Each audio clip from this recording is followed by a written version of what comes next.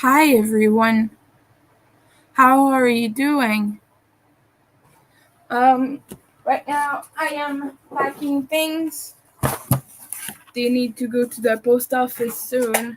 I will probably go there later in the day. I also need to get a bag for Don's order. Well, for Mr. Yarndall's order that he placed for Dawn. And I need to finish up her zombie kitty as well. So I might do that on stream. I don't know yet, but right now I'm packing this up. This is an order from one of my people on Facebook. So I think I'm gonna use black and red paper just to make it a little bit more interesting. Because that's the color scheme of his order is black and red. Um, yeah, I'm a little bit late shipping this. I was supposed to ship it last week, but um, the I got the shipping label late on Friday night, and the post office closes at 5. So instead, I was just like, yeah, I'm gonna go now. Yesterday, actually, I wanted to go, and that wasn't gonna happen because I was really tired and busy yesterday. So right now, I'm trying to do that. Um, gonna put the bat inside the black paper because it's black, and the dog in the red paper because it's red. Very thematic right now, thematic or whatever. Fitting with the color scheme. There we go. And so, yeah, just rolling this up. Whoa, no. I'm just like trying to tuck it to be cozy and nice. This little dog, super cute. I want one for myself. I sold the one I had because I needed money, but I don't have one for myself right now. I want that. I'm just tucking its little legs up so it doesn't take as much space in the box. I'm sorry for all the noise right now. This is a little bit necessary anyway. And now we're gonna write a little handwritten note because I always do handwritten notes when I pack orders. It's just a nice thing I like to do for my customer. I just think it's thoughtful and it's nice to do. I have a bunch of things in here that I use to write notes, and I have stickers and everything. I don't always use those, but I like to once in a while. I think I still have snowflakes somewhere. Oh yeah, I have snowflakes already. I don't remember who that's from, but look at that. They're really cute. If I find the Etsy, I will tell you. But I can't remember for the life of me right now. So yeah, I'm almost done with my credit card bill that I told you about. I only have $30 left on that, and then after that, I'm missing a little bit of money for rent, but not too much, so I'm good. But I don't have any money for food right now, so if you would like to help out with that, I put my link for Ko-fi in the description. I have cross stitch charts on there, and if you want to buy those charts, they're like $3 or $4 each. If you do cross stitch, of course. I know that's not for everyone, but yeah, that you can do that if you're not too much into the fundraiser thing. And I also have an Etsy shop. I have a Ribbler shop. Everything is in the description below. I have a link tree, so if you click that, you will see all my links, all my socials, and everything. So I even have an Amazon wish list. But if you're not in Canada, I noticed that like my things in my list don't show up as available for you, even if you like go through my link and everything for some reason. And Amazon said it had kind of technical issue or something, so I'm not sure about that.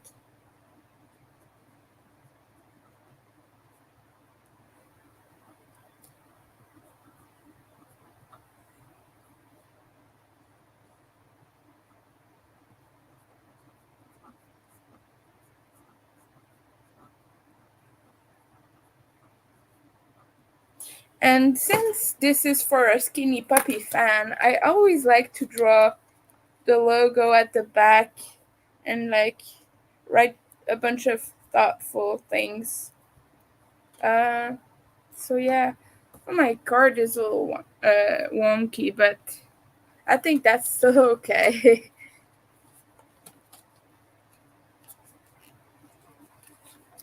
Sometimes when you're disabled, you just have to make a choice between everything looking perfect and being miserable, or just your own mental sanity. So gonna conserve sanity right now. Just gonna draw the Skinny Puppy logo at the back of this order. Just gonna draw it like a little bit scratchy, not perfect. So we're drawing in pen right now. And it has, I'm just gonna use my mask as a reference for the logo. Here. Yeah. Oh, it's full of dust right now. It probably fell on the ground or something.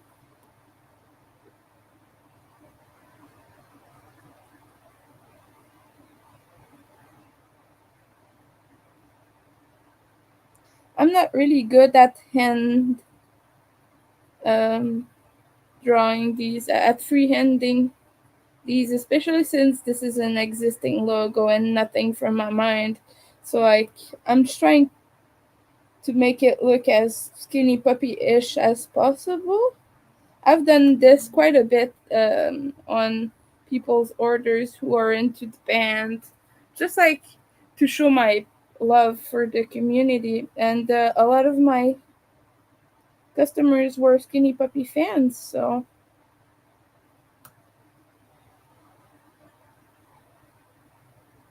it's just kind of my way of showing the appreciation, the band, the community, everything.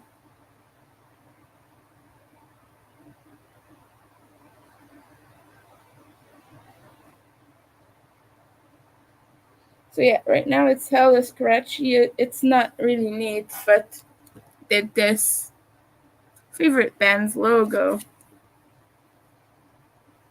and the thank you note on the other side. I think I did relatively well for a free-handed thing for a dysgraphic person. That's kind of okay, I guess. I could have traced it out, but I don't really do that. So yeah, let me know how you're doing today, what you're up to, what your plans for the day are. My plans for the day are just trying to get things done, probably failing. We'll see. And I like to put these in my orders. These are just washi tapes. I got a bunch of them from Amazon. They wrongfully sent it to me. I had ordered a smaller batch of them, different ones too. It was supposed to have a bunch of different ones, Halloween ones, but that's not what they sent. So yeah. Oh, one more paper to like cover everything. Because right now, I see bat's eyes. That's not good. This is just kind of a box I made from another box, so it's not really the neatest, but it's gonna do the job. It's gonna be really solid once I close it. I'll show you. So I do this. Oh, not with the yarn, preferably. But yeah, I kind of insert those flaps inside here, and it's closing right now. Oh, well, if I push a little bit more on it, it's closed neatly now. Now I just have to tape it up. I'm gonna mute myself for doing this because last time it wasn't very pleasant. So I apologize again for that. Just gonna mute myself for a little bit, but I'm still here. Don't worry, I'm not going anywhere.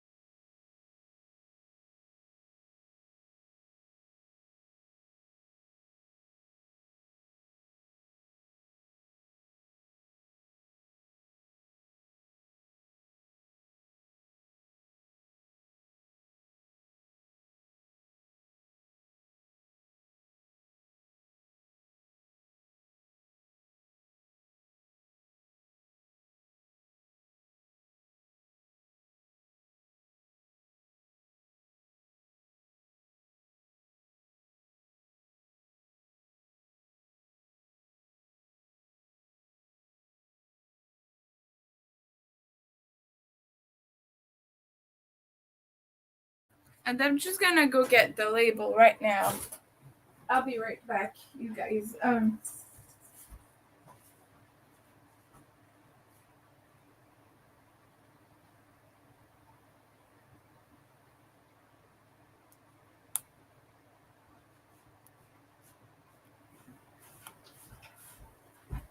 Okay, and now I just have to fill this out. Okay, so this was printed on the 17th. I'm not gonna show you the address, obviously, so I'm gonna try to be careful with that. 17th. Okay. The date is here. Okay, now I just have to cut this. I'm sorry for the noise, by the way. I'm gonna mute myself again before taping this, I promise.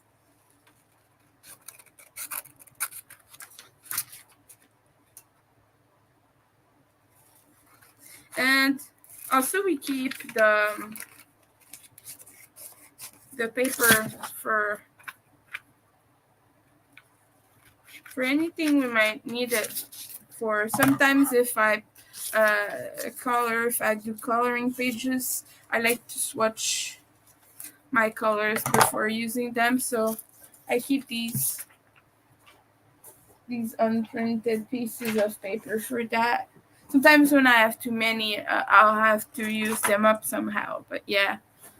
Okay, I'm gonna mute myself for a second here while I tape this label.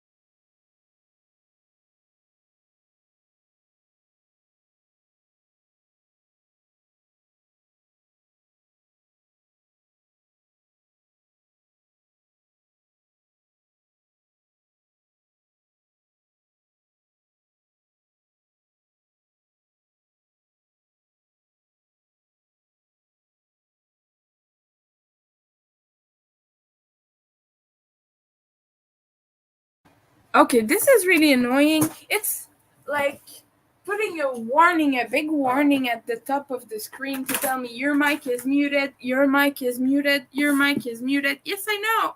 I did that because I didn't want to hurt everyone's ears. So now this is packaged, covering the label now, but you have to apply this on the flatter side, because right now none of these are flat. As you can see, I kind of try to fill in here on the sides just so the tape isn't like free floating. But yeah, this is the wrapped package. It's not gonna come off. I put like strips of tape all over, so it shouldn't come undone. Yeah, it's solid. It's in there. I put so much tape, you guys, that as you can see, that is not coming undone. Perfect. That is great. Okay, now we're gonna make more kitties. Um, where is my hook? Okay. Okay, so now I have two tails to finish for my other order. Um, actually, one of the tail is already done for that order specifically, but I'm also making a display for my shop, so I'm making two of the blue kitties because I don't have one of those yet. So that's what we're doing. I'm also gonna make two of the purple cats, but I'm gonna make Dawn's first. Um, well, I'm gonna finish Dawn's first, and then gonna do that. But yeah, I already have a bunch of parts and such. Or I could just remake them and use those parts for one of my displays. But this will depend on how today goes, because I want to ship Don's order as soon as possible. I don't know if I'm going to be able to ship it today, because I have to go to the I have to go to the post office to get a bag to ship her order, because she has a very big shawl, and that would require a poly mailer. So yeah, I want to do it that way. I want to use the poly mailer. So I'm gonna do the tail first. Yeah, I'm gonna do the tail first just because that's what I was doing for my other order. But yeah, like I mentioned, I have a bunch of parts ready. I just have to assemble them. I just have a few more to make. If I was gonna make Don's little kitty, I could use all the black parts I already have, and I only have to make the purple ones.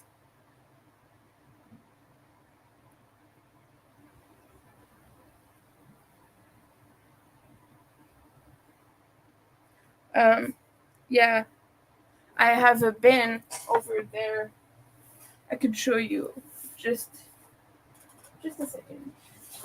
But yeah, I have a bunch of colorful kitty parts.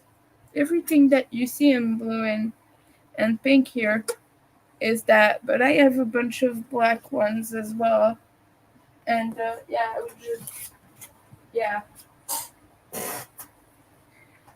I would just have to sew on the eyes the right color yarn. So that, yeah, like I said, I keep repeating myself. I'm so sorry. But depending on today, on how today goes, I might have the time to remake everything or not. So I'm just kind of rolling with it at the moment. I have a bunch of kitty corpses. Oh no, I made one too many stitches. This requires only 5. I always make 6 stitches because whenever you're working around in amigurumi, it's usually 6, right? Like the classic 6 increases per round. That's usually what you do, but right now it's 5.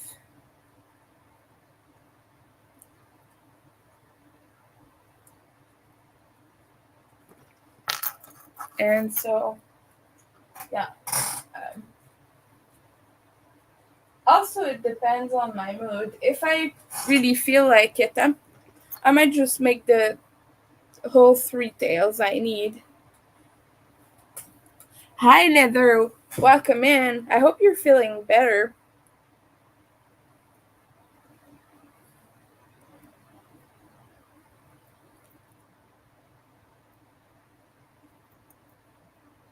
Right now, working on Don's kitty. Oh no, the roommate came back home. That is not good. So we'll see. I might leave early because I really don't want to deal with that today.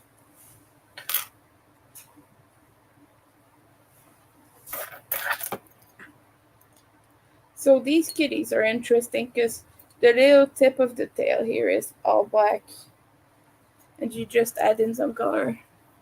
You're actually awake. That's cool.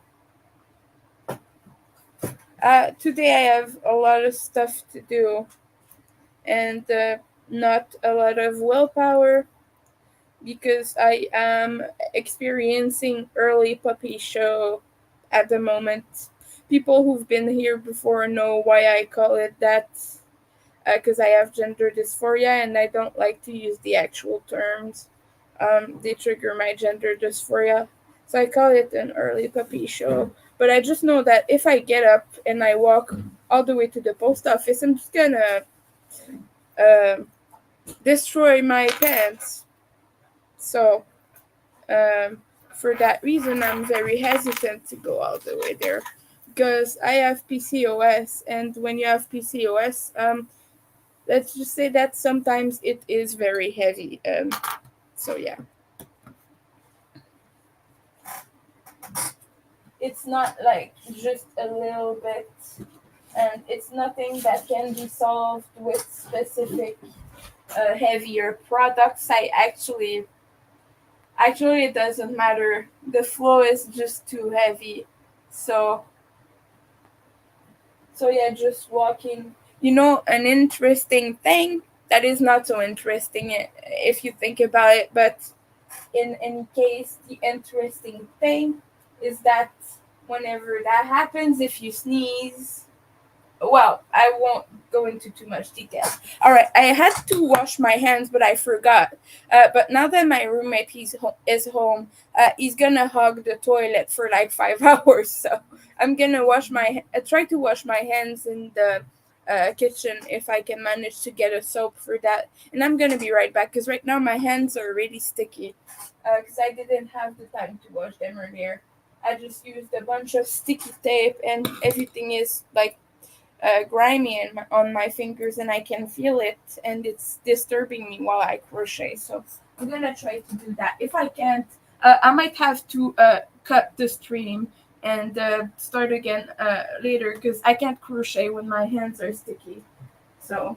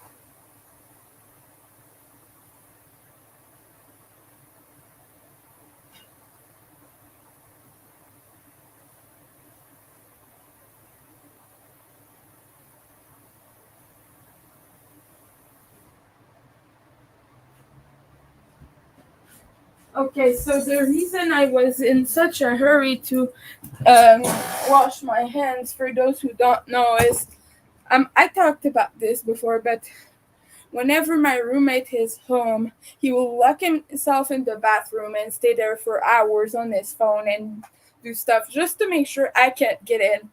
As soon as he comes home, always he locks himself in the bathroom, stays there for like an hour, and then goes to do other things, comes back, relocks the door for a few minutes or hours sometimes. Yeah, he's just hogging the toilet at that point and not even using it. Like, it's extreme. Sometimes I calculate it and he's like in there for 5 hours. I wasn't exaggerating earlier. Just because I used to take quite long baths. I don't do that anymore because he goes into a fucking fury. I'm sorry, I shouldn't swear because I want to abide by community standards and eventually get monetized. But yeah, he gets into a fury and he texts me and he spams me until I get out of there instead of asking me nicely. So, yes, I know. I know. But yeah, that man is a child. You remember you weren't there yesterday, but I kept complaining during my stream that it was too hot in here and the heating was misbehaving or something. But you know what I figured out?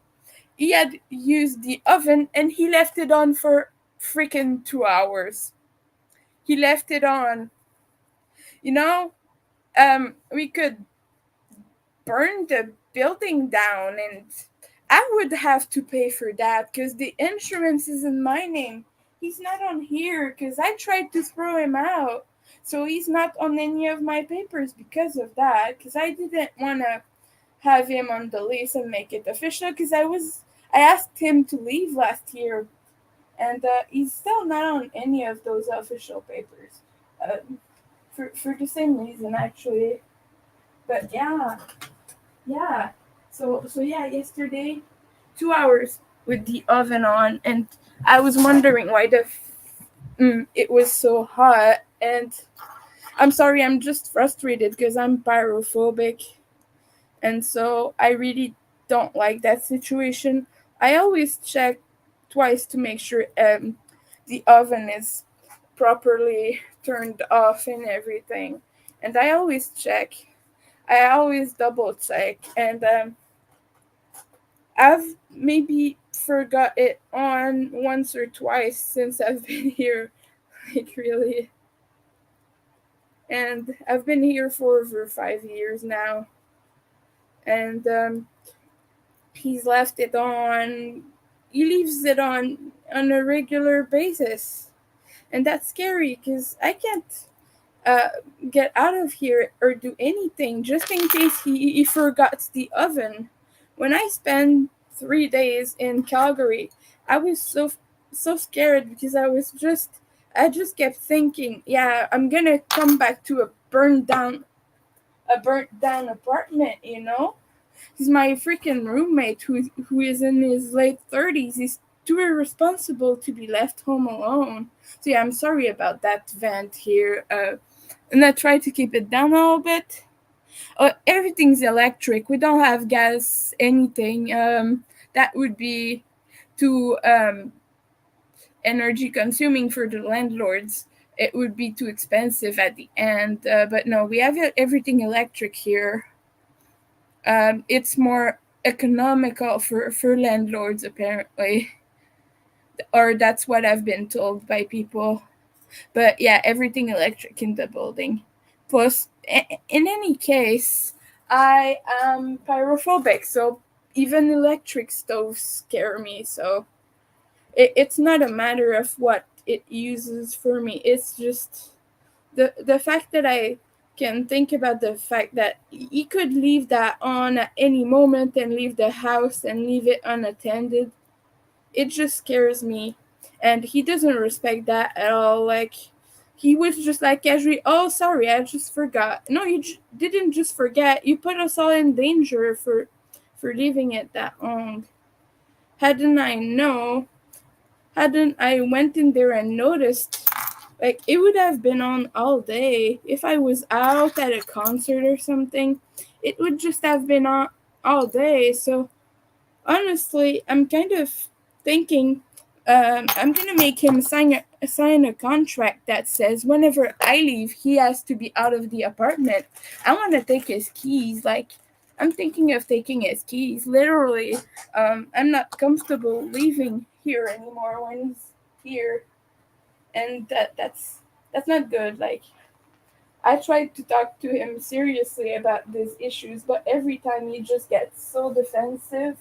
So it's not worth it.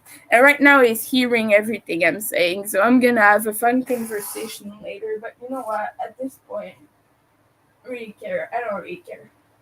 He does the same thing to me. He talks about me to his people, like in a language I don't speak, but I know he's talking about me because he keeps repeating winter, winter, winter, and he thinks I'm too stupid to notice. So at this point, I'm sorry about venting, you guys. I know that's no fun. Yeah, I hate gas stoves too, but electric stoves scare me just as much. Because for me it's about the perspective of it catching fire, not so much about what it uses. So yeah, he is the worst, Ian. He uh he's just he just sucks. And honestly, he left the door open yesterday, the door before going to bed, and I was just like, I told you like 10 times, and it still happens. Like, at that point you're just like, whatever I do, whatever I say, he doesn't give a damn. So I'm trying to remain polite because, yeah.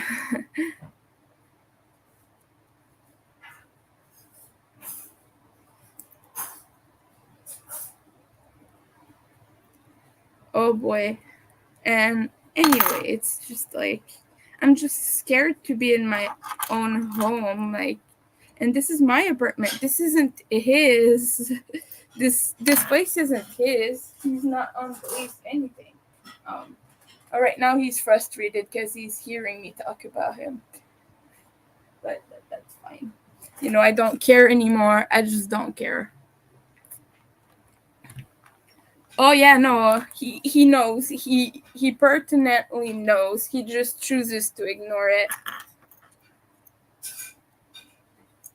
He is very aware.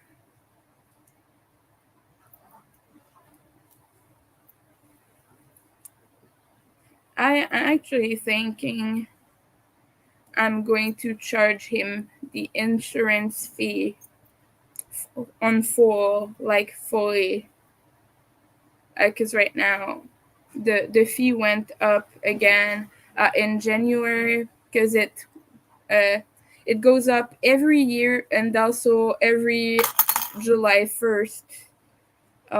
So twice a year the fees go up.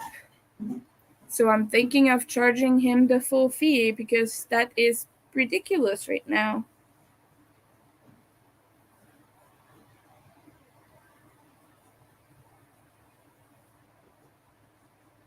Because he's putting me in danger.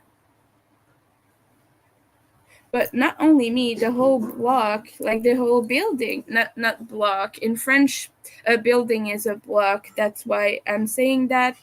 When we say the block in French, we don't mean the whole street. We mean like only the building. So yeah. Just so you know, when I say that, I just mean my building. Not mine. It's not. It doesn't belong to me, but I just mean the six apartments in which I live around, if that makes any sense. So, yeah. Oh my. So I'm sorry about the noise. Um, I know you're gonna say you're not hearing it. Okay, I'm deciding right now. I'm gonna work on this other order instead. I'm gonna finish that one first. Yes, I know leather, but what I'm saying is that in French, when we say block, it means, in French, that's what it means. It means building.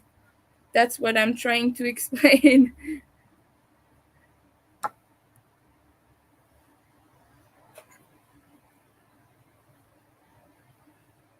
French is French is special. But yeah. Um, 'Cause I know he's hearing me talk about him right now. His English is not that good, but I know he understands a few things. But yeah, just like taking care of a kid. So okay, I'm sorry. I'm gonna try to not be so annoying about this right now.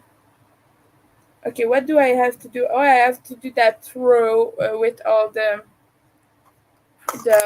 stitches that go in lower stitches. Stitches below, long stitches. I don't remember what they're called actually. I know the name, I just cannot think about that right now.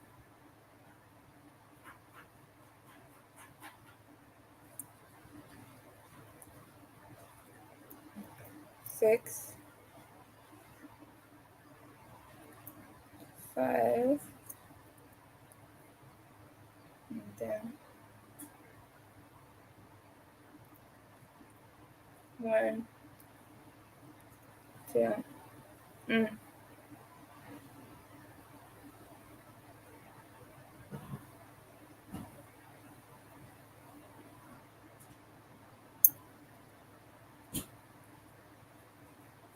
This is a little bit tough to get into.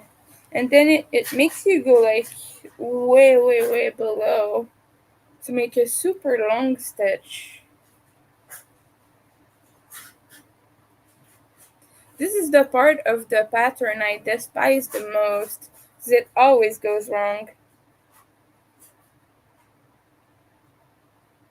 Not that it's a bad pattern, it's a very good pattern, but I hate long stitches like these, like this. I don't like doing that. So yeah.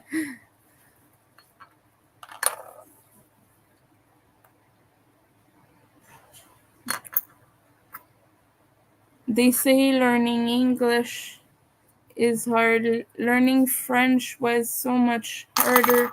Yeah, no, learning French when you're an English speaker is really difficult because we have different rules for gendered names and things because all all our nouns and all our genders and everything. Uh, how can I say it? All our nouns, adjectives, and things, they all have a specific gender, and it's masculine or feminine. And in other languages, sometimes you have a third one, which is more gender neutral, or just, you know, or objects or something, which you have in English. You have it for objects, but in French, everything is feminine or masculine. It's very gendered language. It's almost transphobic to be French. I'm saying that just kind of kidding, you know.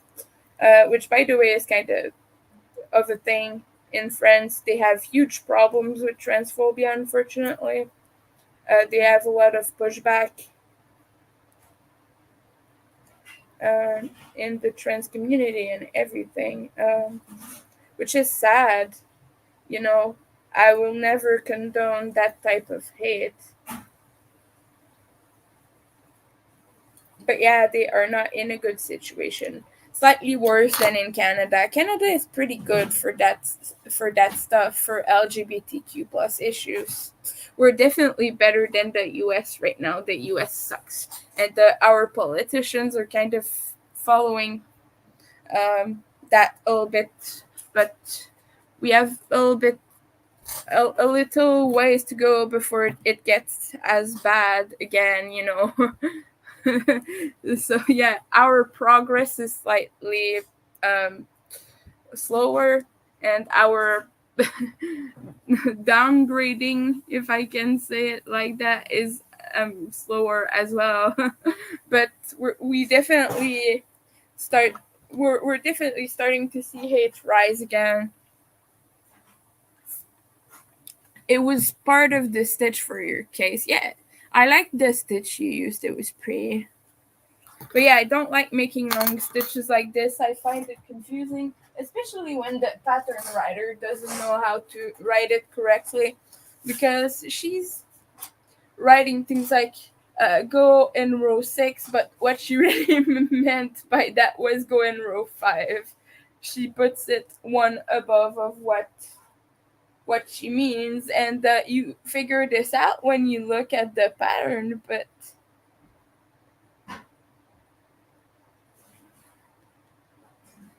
yeah, and she switched it around. For the smaller one, she did it correctly, but for the medium pattern, when she says it, she means way down there.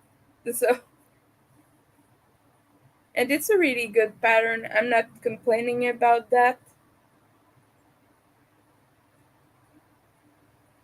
but it's just really hard when you don't really know how to follow things because they are out of a little bit out of order, or not really written the way they usually are. I'm not gonna say it the correct way because obviously everyone writes their patterns differently. I know that a lot of the abbreviations I use don't make sense to a lot of people, but my neurodivergent brain understands it better the shorter a line is. So I take a lot of shortcuts.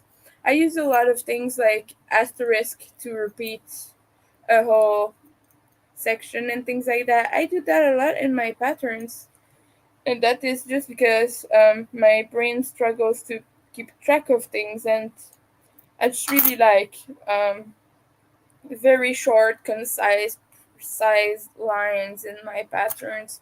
And I know A lot of people like when they are really long and detailed and everything, but I lose track of that. I don't know if anyone can relate. I bet Ian's like that too. I think you've told me you've been struggling a little bit to keep track of pattern. Maybe I'm mistaken. I'm pretty sure I heard you say that, or maybe it was someone else. But yeah,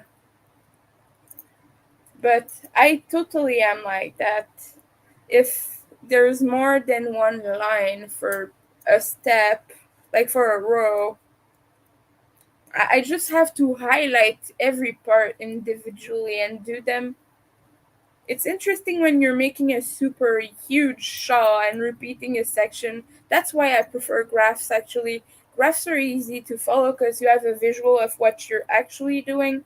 And so when you're making a part of the motif for that round and just repeating it, you're just comparing to what you have on the screen and you know where you are at because you see it both in real time and on screen, if you know what I mean, you know. In any case, it's just easier. That's it. Make your patterns as short and as possible too.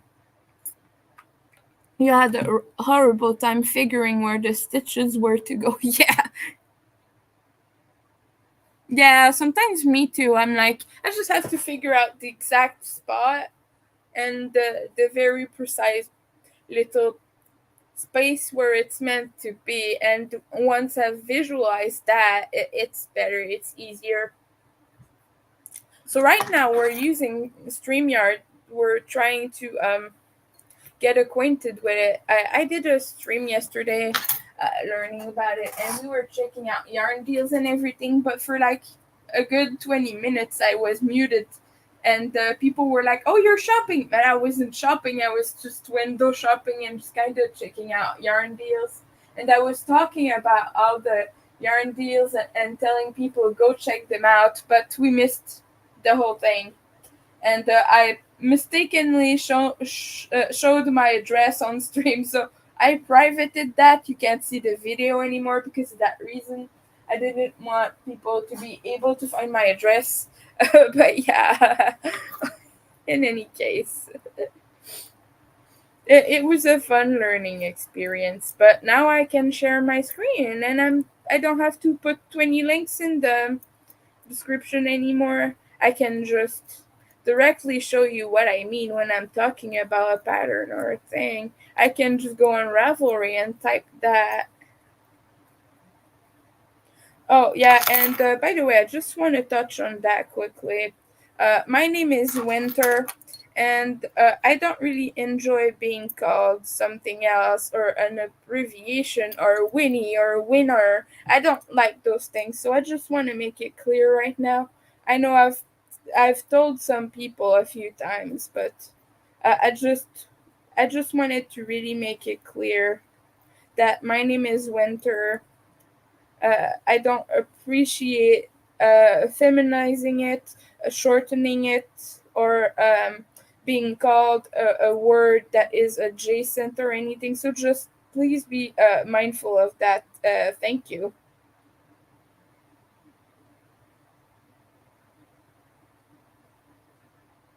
Okay, I have two rounds to go on this. Yes, I can. Wicked. I can what? I don't remember what I was saying.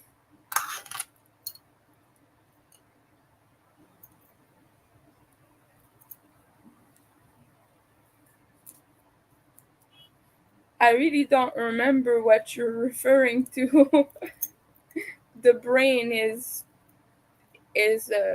not functional right now. Oh yeah, and there's this thing he does too. He locks himself in the bathroom to make phone calls, and sometimes they go on, and I'm just like, yo, I need the bathroom, dude. Go in your bedroom to make the calls if you need to have a silent environment. And I'm just like, I hope you're not on the toilet as you're talking to people. That's kind of gross. But yeah, who knows? You don't remember either. That's perfect. That is just brilliant and neurodivergent. We're all Andy here. There is no shame in that. There is no shame in not remembering. We're all lost somewhere. God's nowhere, right? I'm just listening to Skinny Puppy again on my phone.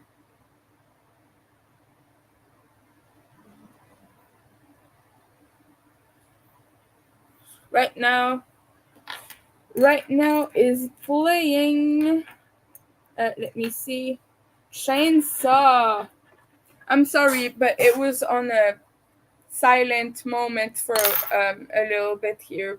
A quieter moment in the song. So since my volume is really low, sometimes I don't hear anything for a little while until it starts being loud again, and then I hear it.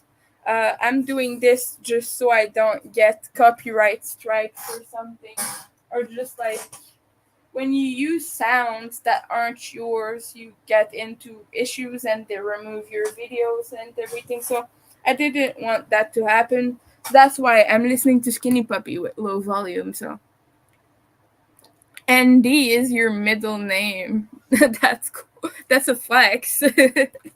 You're listening to me on your TV. Oh my God, I'm on TV. I'm famous. No, I'm joking.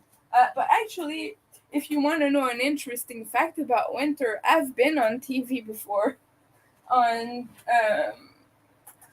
I've been on local TV, but TV still, and it was for a small town, so it's not much of a flex. But I was once on local. Well, I should say regional, because it's such a small town that the one TV channel is for the whole community. It's for the whole region. So I was on regional TV as a kid for my choir. One time we were on there. So that's cool. And I was once in the paper when I was a teenager because our music classes were gonna get canceled. Oh no, that's not it. They were refusing to fund our new instruments, so we did a spaghetti dinner thingy to fund our music classes expenses and such. They were funding sports and everything again, and we were not getting any money for our music class, which, you know, music is very important. It's therapeutic, and plus my music teacher was really cool, and she deserved all the love and she deserved the funding. She was doing an excellent job. So it's kind of a shame that that happened, but also it provided us with a nice experience of raising funds and gave us maybe more of a social a comprehension of social issues, the importance of caring about those, and of acting when you need something done, you know?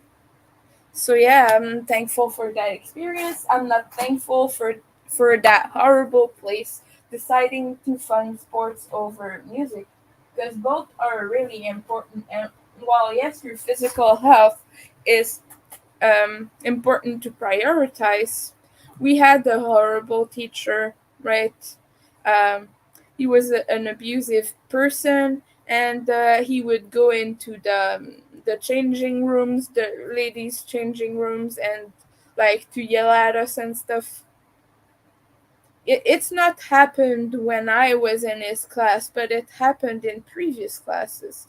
And he got fired a while ago because of that. And when his girlfriend became a principal again, she hired him back because she used to be, and then she was not principal anymore, and then got back she got the job back because they kind of had to, and they couldn't find another teacher, so he got hired back. Anyways, just a big mess.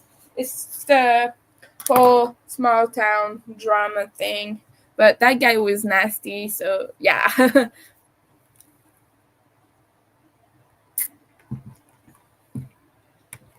Oh no, I'm not showing that. It's all in loose parts right now, so I'm not gonna show that. It's not assembled. I don't assemble as I go. I make all the pieces and then after that I will assemble it. It's just a mess in a box right now. I kind of showed the box earlier, but yeah, it's back there somewhere. So I'm sorry, I'm gonna show that later. These are quite fast to do, so I just have one more blue one to make. After that, I'm starting with Dawn's order. Oh, I'm making the blue and the pink ones right now. Just a second.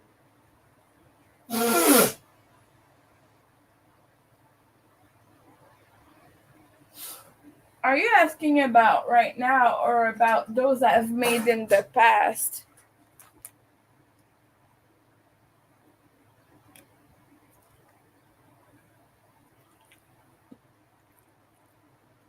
But yeah, I'm working on these two right now, and then after that, I'm gonna work on Dawn's kitty, which is kind of a purple. So yeah.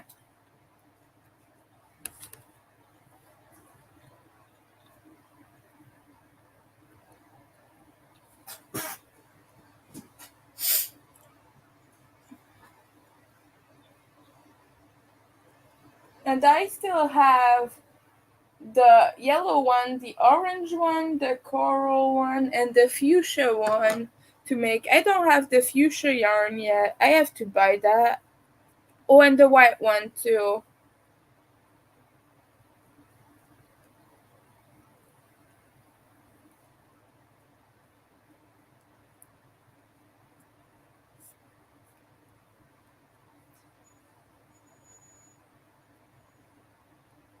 Okay, I keep making too many stitches. This is really tricky when you're used to starting things a specific way. And then you're stuck with that. hmm I would show you on screen what they look like, but right now my pattern is open and I don't want to share that obviously because it's a paid pattern. So later I am going to show you the listing on Etsy with all the possible colorways you can get this kitty in. I'm gonna show you on Michael's website because these are yarns from Michael's. These are uh, loops and thread soft classic. They used to be called Craft Smart, but they are now nested under the loops and threads label, which I think is cool because yarn wise, loops and threads is Michael's exclusive brand, and Craft Smart is also exclusive to Michael's, but they do kind of crafty supplies, paints, felt, foam, things like that you would use for kids' crafts. And so they had the line of yarn. I'm sorry, I kind of catch weird accents sometimes. But yeah, they had the line of yarn, but I kind of feel like it was a little bit out of their product range, maybe, or maybe they're planning to end the whole craft smart thing overall. I don't know. But yeah, oh my goodness, he's using the oven again and he's not in the room. I'm gonna yell at him. I'm gonna lose it. I'm sorry. I'm sorry. I don't wanna get angry on camera. He's locked himself in the bathroom and right now it smells like burnt food.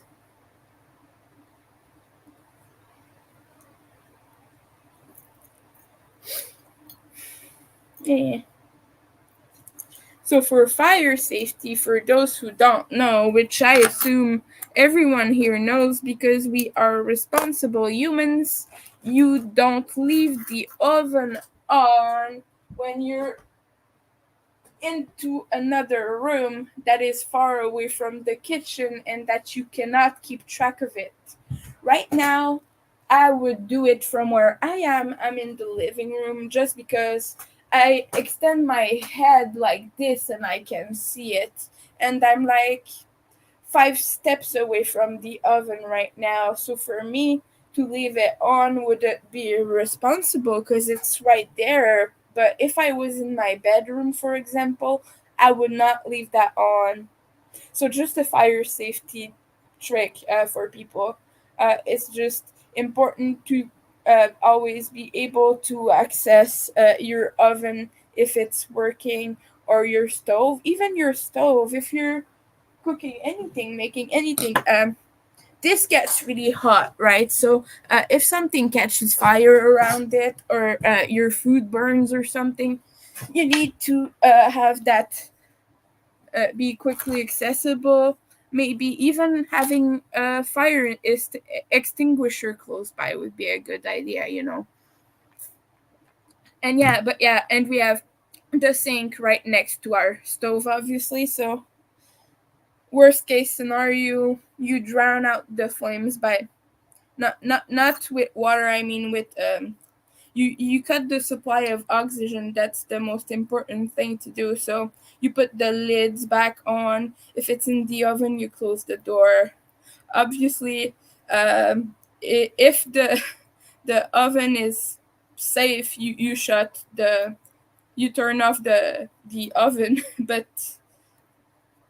depending on what's happening, you know sometimes you might not be able to do that and you might have to escape. But best case scenario, you always shut the door, shut the lids, and everything, and that will minimize the flames. So, because the oxygen cannot get in and feed the flames anymore. So, just a little bit about fire safety.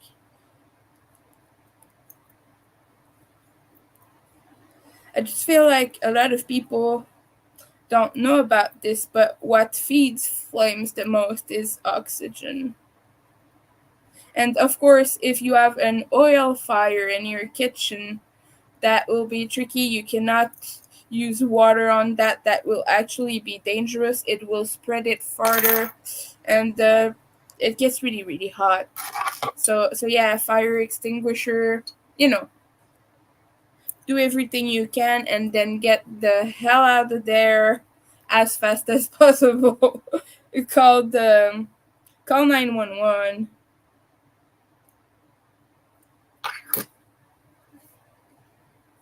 Yeah, don't use water on oil at all. Never, ever. Because it will slip away. It will spread the fire. Really dangerous. And if it evaporates, I mean, you could burn yourself just from the vapor. I mean, yeah, baking soda is really good for that. I have to buy.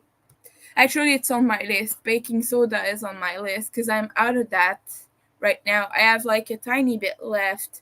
But yeah, I need baking soda. Pictures I sent you. I will check that later. You still need to sew a nose and a mouth, but you have a blue one for your grandson.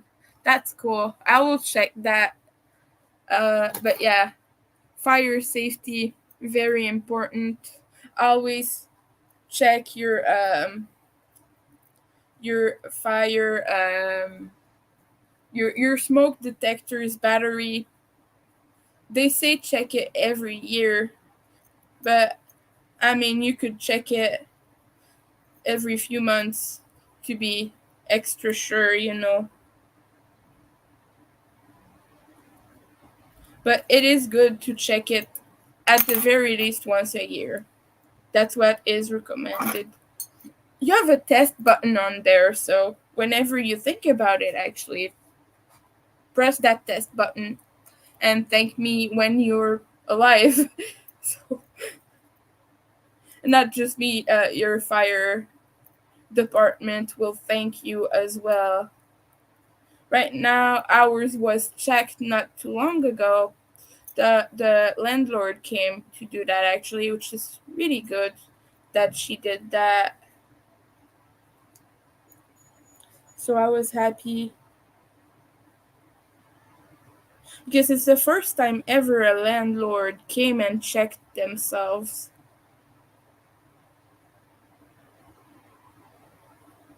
So it shows that he's willing to abide by um, safety, fire safety guidelines and all. Yeah, no candles unattended, which is also something he does. And that stupid has left a candle on the heater. Yeah, he put a candle on the heater. It's not turned on, but you know, if that if the stem, not the stem, what is it called, the white thingy coming out of the candle, but if that catches fire on the heater, it will heat up even more, and heat is a factor that affects fire's ability to spread. So he left his candle there, and I'm just like, do you even have brain, my guy? No. No, yeah, the wick. That's it. I'm sorry, my brain is not good at remembering specificity. Mr. T. Oh, really?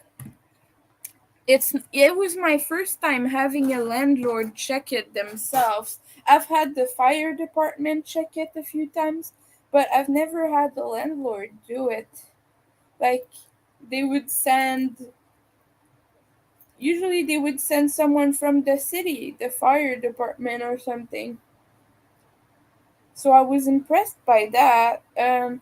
Because yeah, I've had kind of poop head landlords in the past. So I won't say too much about that because I don't want to get sued. I'm not naming any names, but I have had bad landlords. I'm not gonna say which ones, just to be safe. I'm just gonna say they were not really careful about safety measures.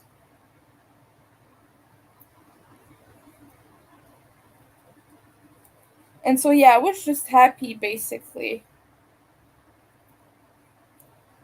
I mean, it doesn't take much, right, to make me happy. As you can see, just needs to be safe in my home. Okay, right now I'm just gonna go check because it smells burnt.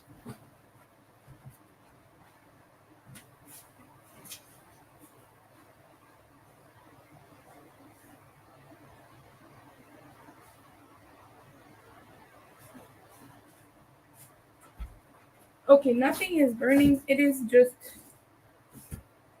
It's just smelling like very bad food right now.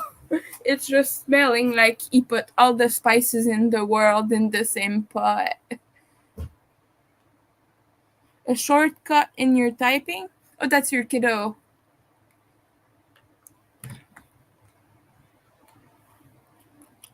MRT. Okay, I get it. I see it. Oh boy. One. Oh, I did a mistake. Oh no. No. Ah, I'm not happy about that. Having to frog an entire row. Oh boy.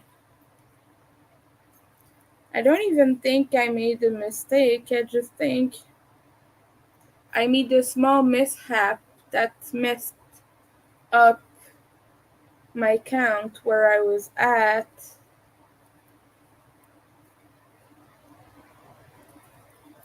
Sometimes you just have to be really attentive of where you are in the pattern. City winter. Okay. What the reason I hate long stitches like these is because you have to pull up, and then the loop that's already on my hook kind of tends to open up more than it should, because I have a very hard time keeping tension up because of dysgraphia, dyspraxia, and all different things. So I have to frog them like 3 times until I manage to pull only the loop that is down. Okay, I'm gonna count carefully. 1, 2, 3, 4, 5, 6, 7, 8, 9, 10. Yeah, about fire safety. One time, Ogre was talking in an interview. He got really embarrassed because he was using pyrotechnics in his very early stage shows, which he doesn't really do anymore, which is good because I don't want him to get burned. But he accidentally burned someone. He accidentally set someone on fire, and he was really embarrassed about that. And I was just like, what? That's so wild. Ouch. I'm never working for you. I just want to cry. Ribbit. Oh, frog. Yeah, cannot keep loose tension. It's all super tight. Yeah, no, I have the opposite problem because I'm using a big hook right now. But if I use those small metal hooks, I get way too tight tension, and that is a problem for my hand health. It's better for me to keep loose tension, so I don't use tight tension. When you have carpal tunnel, tight tension is a problem. It makes it worse.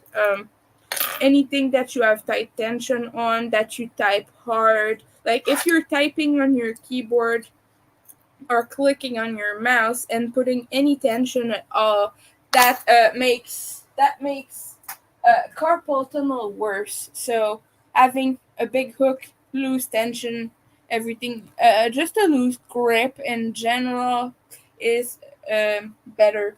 So I just use a smaller hook if I need to have smaller stitches. But yeah, anything that uses pressure or tension at all tends to affect that. So yeah, a lot of crocheters I know who have carpal tunnel find it kind of a struggle to maintain.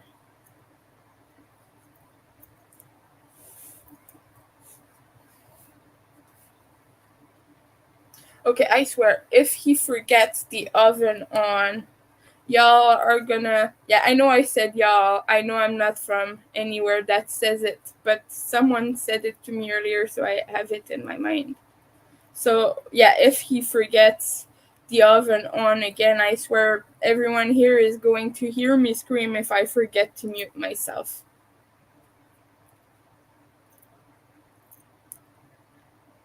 So, I'm sorry in advance.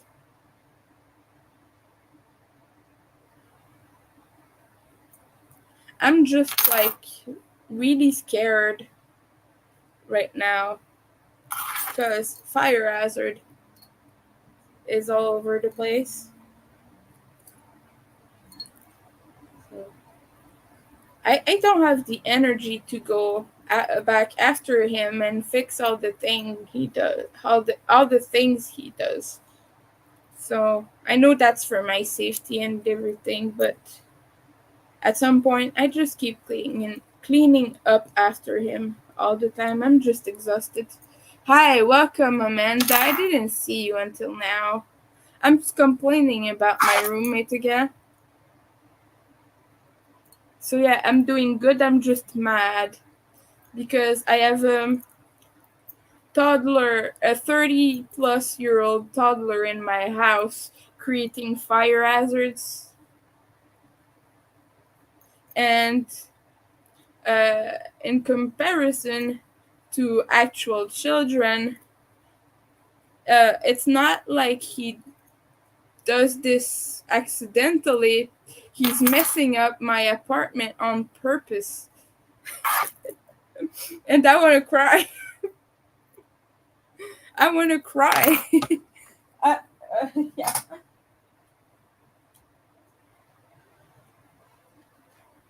Let's read that chat.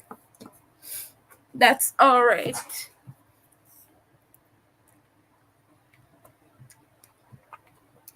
It's too early in the morning. What time is it in BC? Because right here it's 12:14. Finished the Asteria. Oh, you finished it? That's good. I saw the progress shots. It's really pretty in red. I like the yarn you used. It's 6:30, 13 p.m. So it's already night for you. And you still have a lot of it left. You should make something to match the Asteria with that.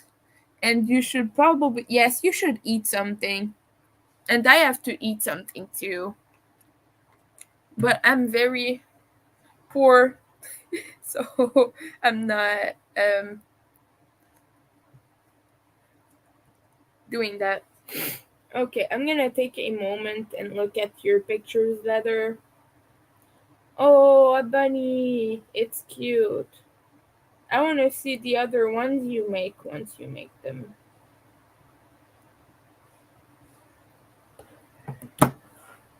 But yeah, right now it's just 12. Probably gonna go to the post office later today.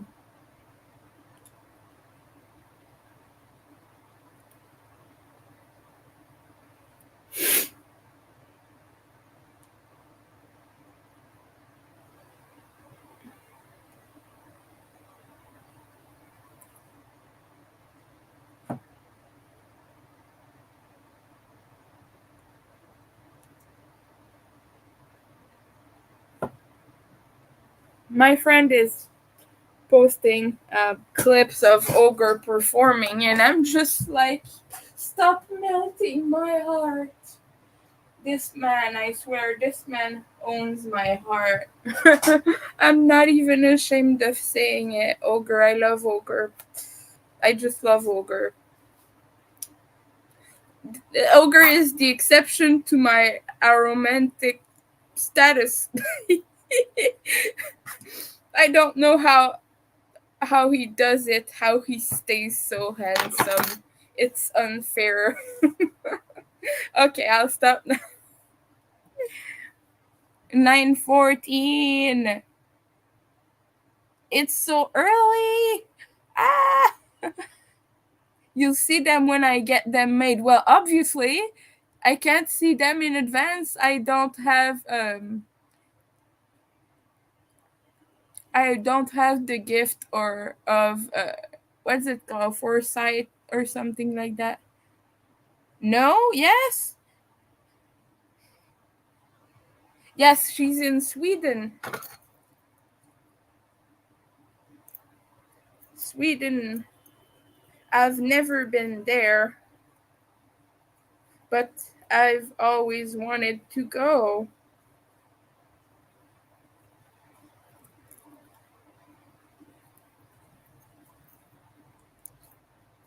Although I would love to visit Denmark because they have a hobby store in Denmark.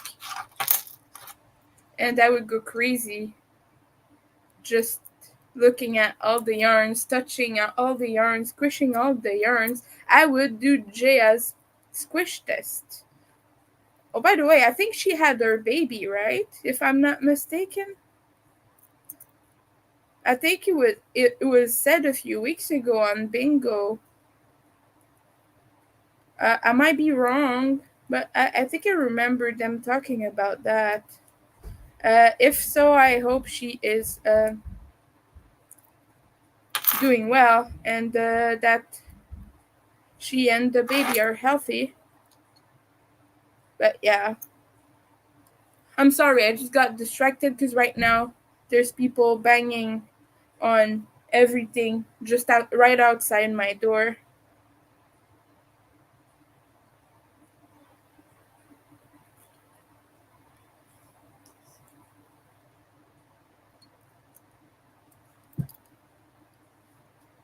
You've been told that I was in the vicinity. I'm shocked you have very little accent. Okay, am I the only crazy one? Because I hear Amanda's accent and I immediately think Sweden. But to be fair, I watch a lot of content from Sweden, so I'm used to the accent, and I kind of think she does have the Swedish accent. Things are going constantly. Yeah, yeah, we are all wishing you the best, and we're all behind you.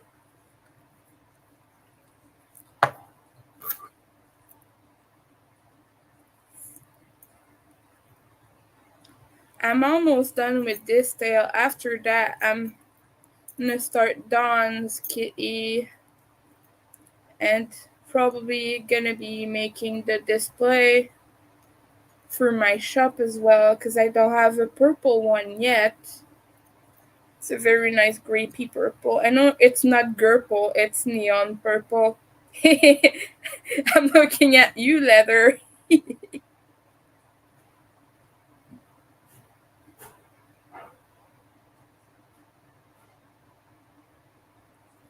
One more row, one more round, or whatever it is.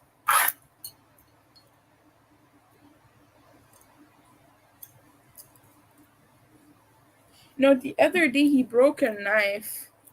Um, yeah, I know I'm complaining about the roommate again, but I don't know how he broke a knife. The blade just came out of its socket, and he placed it back in very loosely and pretended it was not broken.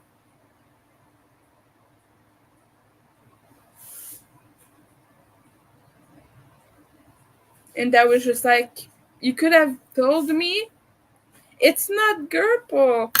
It's not grape purple. It's actually very dark. When I hear grape purple, I think of actual grapes with a reddish color in it.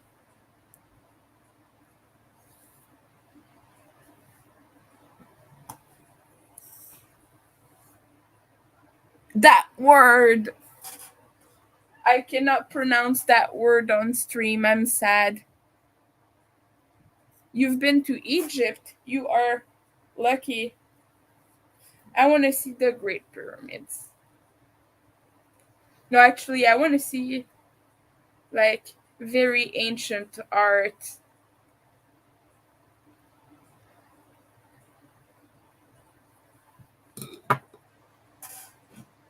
Okay, so I'm going to show you what I mean because now I can do that. If you just give me a second.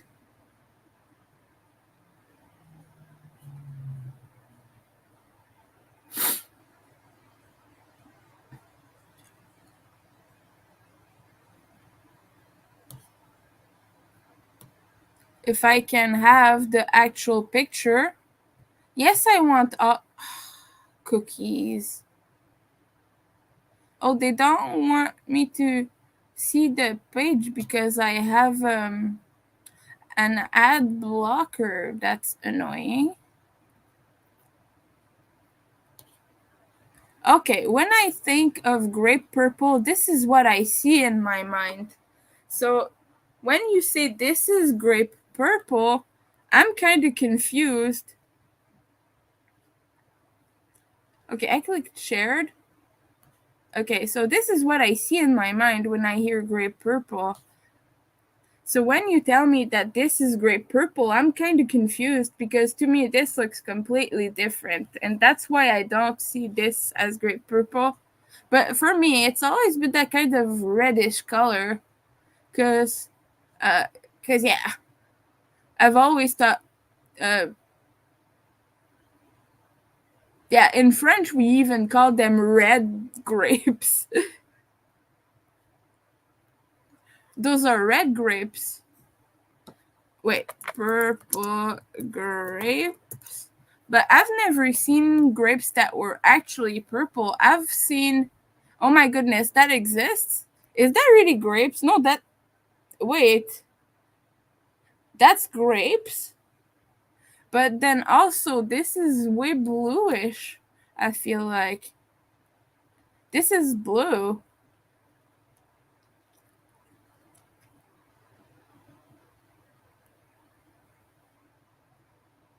Okay, these are like dark.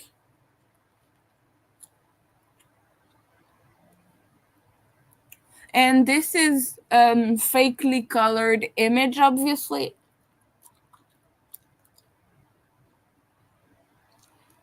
Oh, okay, we have one here. But that's more reddish to me. I see kind of red undertones more than purple. Okay, here is one. This one has more blue to it. That could be more purple. But then again,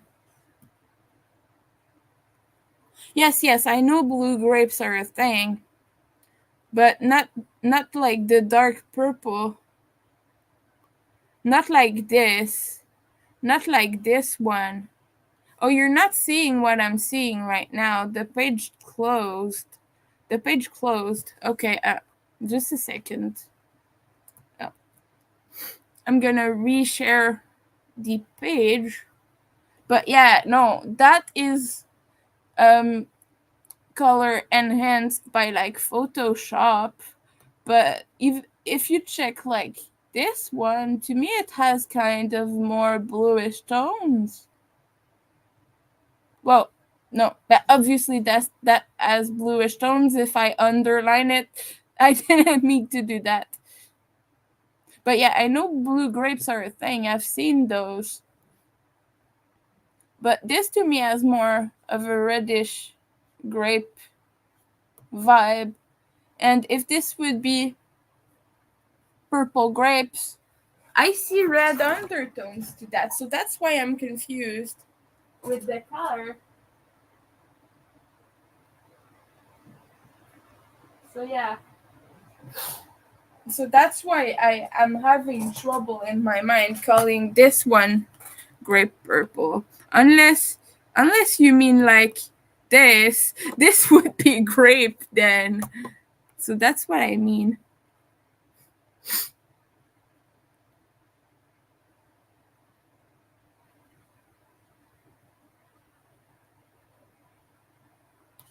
Like this guy. we want we want this guy to attend our party, right?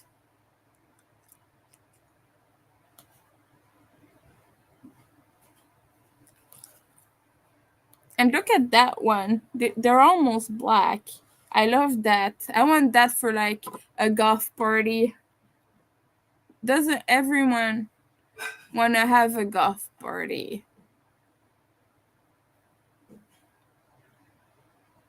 I've had these before. They're more rare here. You don't always get them at the store, which is unfortunate because they're pretty. Wait, I want these grapes. I want these grapes at my party. Kitchen play food. Oh, I used to have a bunch of these when I was a kid, and I loved that. But I don't want to buy that now. That's unnecessary. Right now, I still have some expenses. Oh, cotton candy grapes. I want cotton candy grapes. But these aren't cotton candy grapes, aren't they? In any case, what is that? Those are translucent. Oh my, I love that red, though. That would be cool for jewelry. I would make jewelry out of this.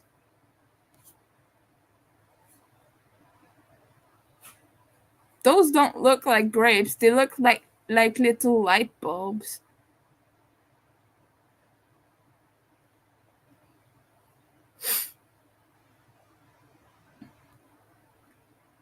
And those look like Easter eggs, don't they? Look at the shape.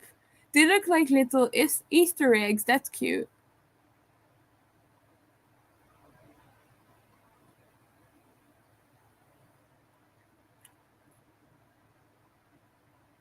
Yeah, they do look like plastic. No, that wasn't the one I was looking at. Okay, right now I lost the photo. Let's see if I can find it again. Yeah, those are probably either heavily modified or they're plastic, but that would be cute jewelry though.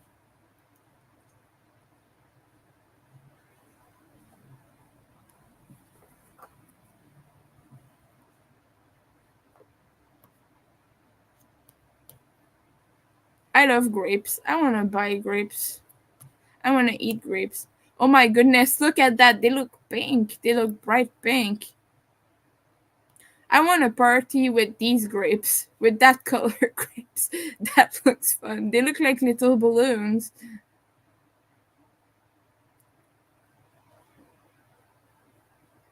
A lot of those look like candy.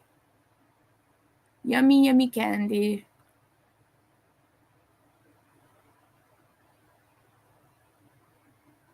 And I'm gonna show you what shows up when you type Gurple.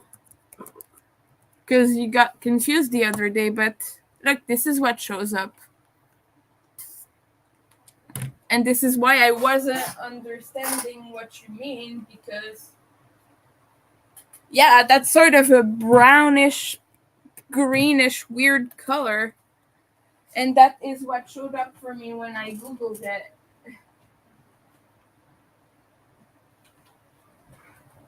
So yeah, Gurple. This is Gurple, everyone.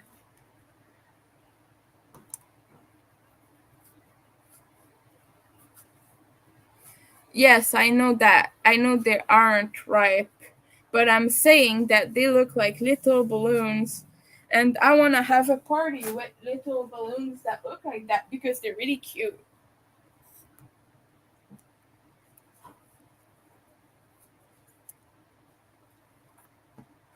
Maybe, but yeah,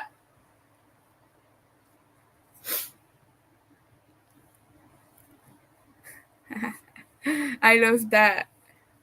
That looks like a fun book. It looks like a child thing. Really cute.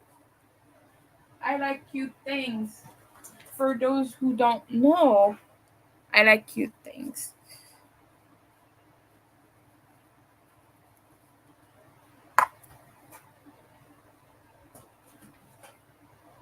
Right now, I'm just stuffing tails. So if you see me poking a pen inside my crochet, that is why. For those who are just coming in confused about that, maybe that's what I'm doing right now.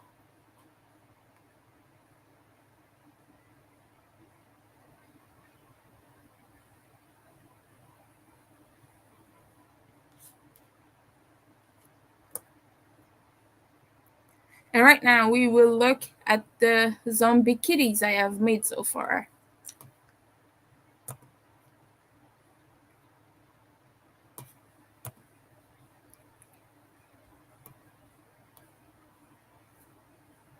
So I have a bunch of them here. As you can see, this is like a group picture of a bunch of them, but I have a few ones in that listing. And so I'm gonna show you in just a second. I'm gonna finish stuffing this tail here before I do that, because otherwise it's never gonna get done ever again. It's gonna slip into oblivion. So yeah, that's what ADHD does. If I do something else before finishing, nothing ever gets done. And I have a tail now. Good. It's a little bit squishier than the ones before, but I think it looks right.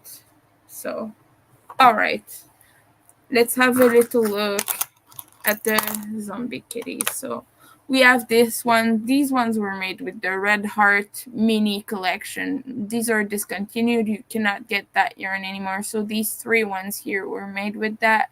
I removed some of the photos to make place for more. So yeah, I had this one, and I made like three different ones. I have one here, the green eyes, and one here with the white eyes. So I made three different ones. As you can see here, the little detail on the tail, it's really cute. And I made those neon ones here with red heart, bright stripe, and just a little Halloween looking one here that is really cute in my opinion. Another one with more Halloween colors. This one looks more like a zombie, I think, because of the color scheme. And that green is very, very zombie-ish, quite like that. And another one. And some sparkly kitties. This is the only one I have left that is ready to go, ready to ship. And I've sold this one already. But I still have yarn to make it. I'm just not sure I want to use it for a kitty because I don't have much of that yarn and it's always back ordered. But yeah, I have this one left only in the medium size. Now let's look at the small size. So we have a green one and the pink one right now. But I have all the color choices here. So neon pink and black, and this is what it looks like. Neon green and black. So you could choose purple, which is this color here that I showed you. This one. Chopsticks. No, I don't like doing it with chopsticks. With a pen, it gives me more control because it pushes down more stuffing at a time. I don't like having to poke through too much. So yeah, I have the green, and I have options for orange, yellow, white, blue. Blue is this one here. Neon coral or custom. You just put two colors you want. You choose main color for the body, which would be the green right now on this one, and an accent color, which would be the black. So you could customize it and do like watermelon, a watermelon kitty with pink features and with a pink body and green features, or you could do the opposite and go like green with pink things on it, and I would think that would look cute. So yeah.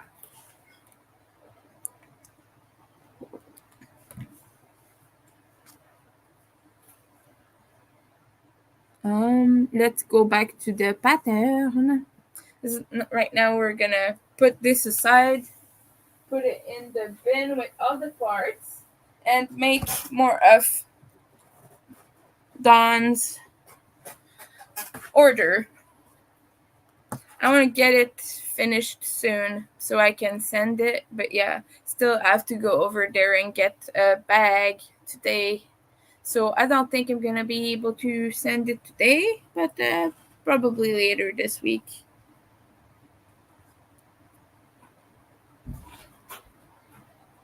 So some of those you do with blanket, will, and oh, okay, I'm sorry, I'm confused right now. What are you saying?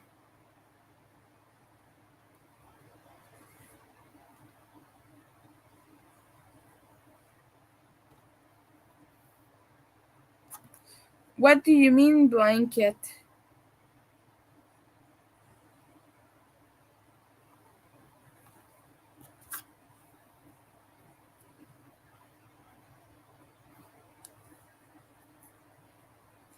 The yarn. Oh no, I don't use blanket yarn on my zombie cats. I use worsted yarn on most of them, and I have DK yarn that I use for a few, so that kind of citrusy color you saw, that was DK, and that Halloween black and orange, that was DK as well. But I don't use blanket yarn. I don't like it. I use it only for my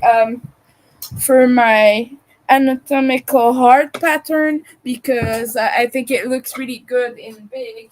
And I also have a blood drop pattern that I used it on because I think it was cute. I thought it was cute, but I don't like blanket yarn. I don't like working with it. It's fiddly. It's annoying. You can't put tension. It always breaks. So yeah, no, I don't do those with blanket yarns. Yeah, blanket yarn is annoying. I only use it when I need to. So yeah, no, I'm probably never gonna make a zombie cat with that. Just out of personal preference. It's just not something I'm really interested in. Okay, I'm not using the right color here. Okay, I'm gonna go turn off the oven because he left it on again. I'm mad right now. If he burns down the place, well, you'll know who to blame.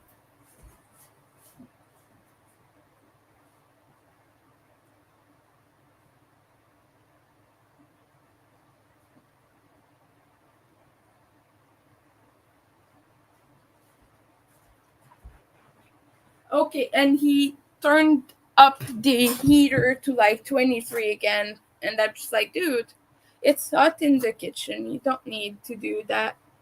Ugh.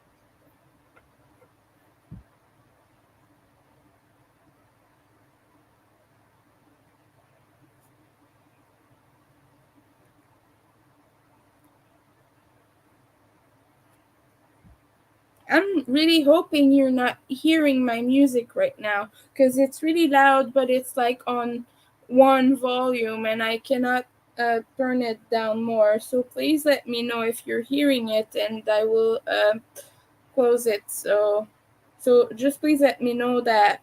And even if you're just hearing it at a moderate volume, it doesn't matter. If you're hearing it at all, I need to turn it off for YouTube's BS. So just please just let me know if you're hearing it right now.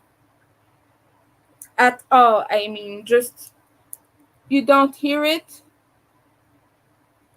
Okay. If anyone else hears it, please let me know. So yeah, I just don't want to get in trouble with YouTube's copyrighty thingy and everything. And whenever there's perceptible music, licensed music and everything, they will shut down your content and give you a strike or something. So don't want that to happen. That's why you cannot film in stores and such when there's music playing, popular music and everything. That's why content creators, you always hear them talk about that. That's because you can't. Okay, that's fine.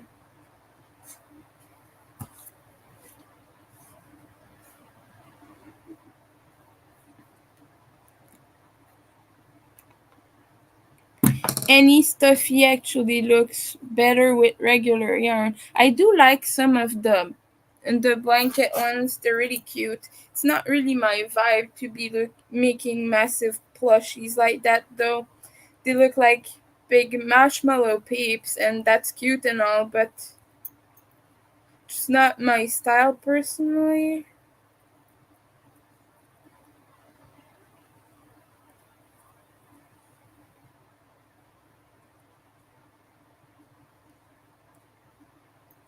But yeah.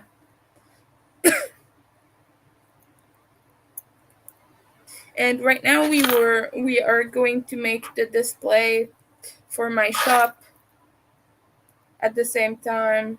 So we're making Dawn's cat. Okay, I'm just gonna close that right now because I'm having tons of notifications and it's really distracting. Okay, I put an album that is less noisy, so I should not be hearing it as much now. But I was listening to Mythmaker, and it was recorded quite later on. It's one of their most recent albums, so the sound is like excellent on it, and so I can kind of hear it way louder than I would like to right now. So that's why, and I can't wear headphones because I have earwax problems, and wearing them pushes the earwax in. So no headphones for winter. And I don't have a headset because I'm too poor right now. It's not in my priorities right now. I have a big bill with my credit card, but I only have $30 left on that. But then also I cannot spend the money I have right now on anything because I'm trying to save up for rent. It's the end of the month really soon. So I put all my links if you want to check that out. If you can help out, I would really appreciate. And of course, you don't have to do this for anyone watching. You don't have to do this if you can't afford it, you don't want to, or whatever. I appreciate you just being here and chatting. But yeah, I'm just putting my link out there because sometimes people either want to tip for people for streaming or help them out. So yeah, I'm putting that down there up there for that reason. Hi Maritza, welcome in. Yeah, I don't like bone conduction headphones because I feel the vibrations and I don't like it. I have sensory problems, so I don't like using them. I have one that is made like that. It just goes over your ear, and you hear the sound that way.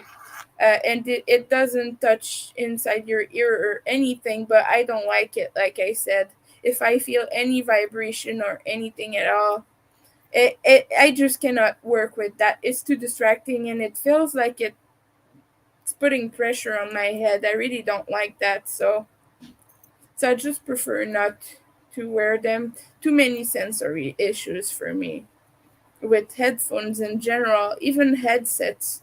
Too heavy, too much pressure. Yeah, I don't like having anything tight around my head. It's even a struggle for me to wear beanies. They have to be loose because anything tight on my head and I panic and I don't like it. So yeah, I'm a person who really struggles with any loose clothing or any loose things really.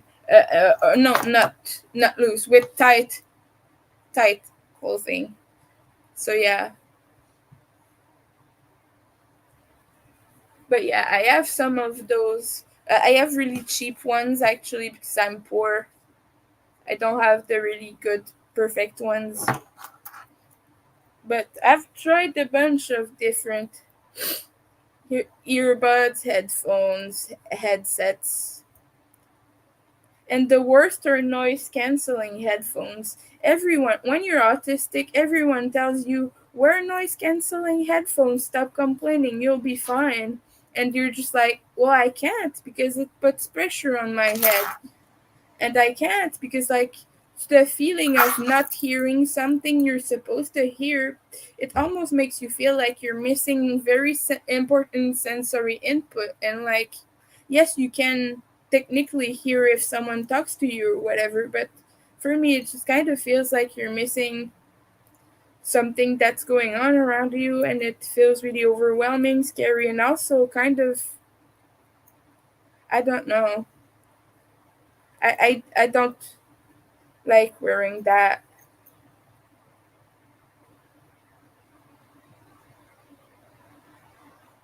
For me, it's almost like trying to crochet with full finger gloves on.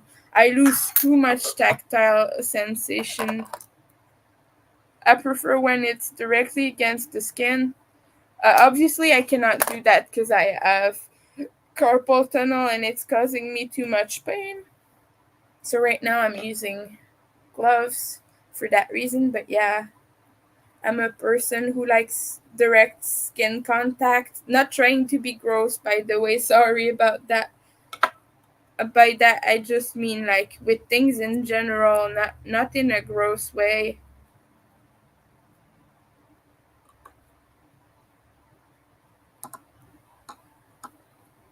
But yeah, whenever I make something with my hands, I like feeling that. Titanium. Tricks. What is Tricks titanium? I don't know what that is.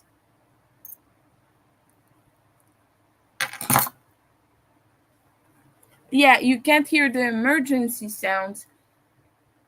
And also another thing that you can't hear is that damned announcement at the beginning of the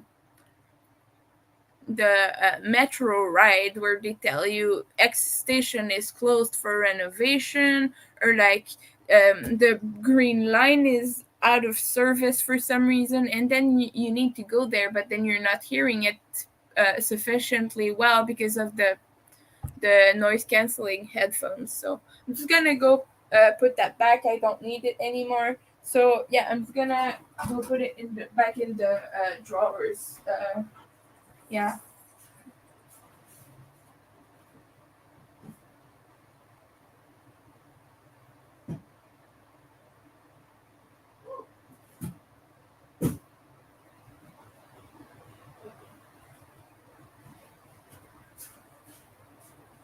And we are already here. Ow. And anyway, please let me know, everyone. What are you up to? What are you drinking, eating?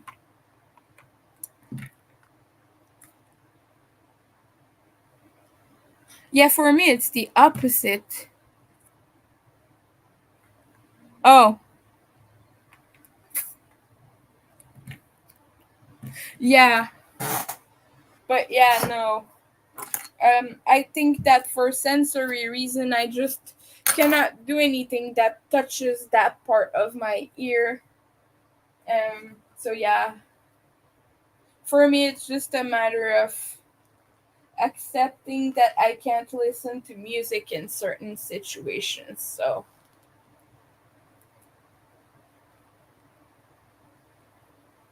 I have a lot of sensory issues. I know that I sound like I'm just dismissing everything people are telling me, but I have a lot of severe sensory problems with things, and because of that, it's keeping me from doing a lot of things people would normally do. So yeah, hot iced tea.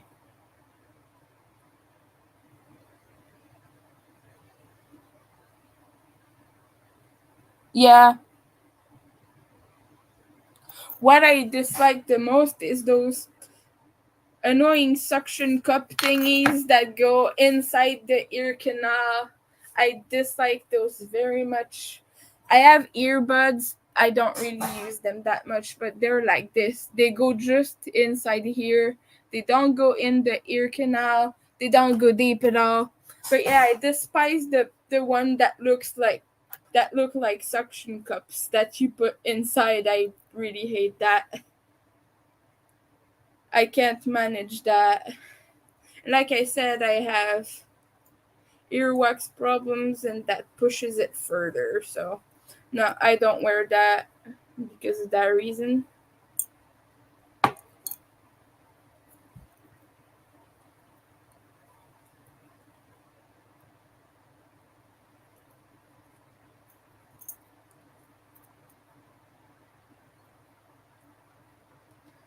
I'm listening to X on X on. You know Skinny Puppy, right? X on X on X. That is why. Oh, thank you, Maritza. I appreciate that so much. Thanks so much. Many cheers to you. I just got the notification right now. And so we are moving that to the proper tab. No, I don't want to connect my Instagram to Ribbler. That is annoying. I don't want to see that either. Oh yeah, I got a prize from Obi Bingo. These are my 25 points. We're looking at my emails right now. Oh, this is my Etsy email. Etsy, more Etsy.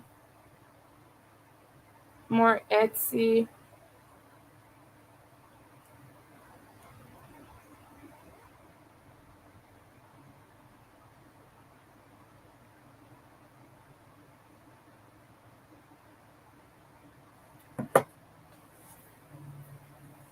Ow. They're absolutely horrible. Yeah. You missed Obi Bingo. Well, it was good. Matthias was hosting it because Steven is traveling. So it was Matthias all by himself, and the ladies going crazy once again. Oh boy.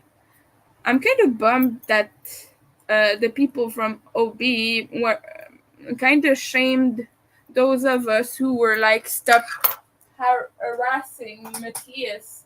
And they were like, stop being so negative and so mean. We're not being mean. We're just saying people keep it in your pants, basically. Because really, the chat was getting really gross.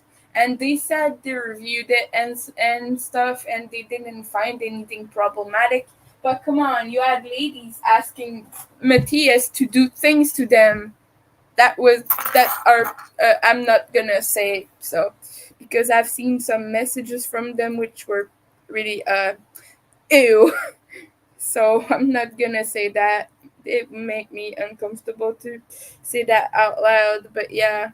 And so yeah, they did that once again, and I was just like, oh boy. And now we cannot say anything because Obi said that we were the ones being negative and causing a problem. So it's like, but yeah, no, I kind of think like it's weird to hit on someone who's just trying to host a bingo game.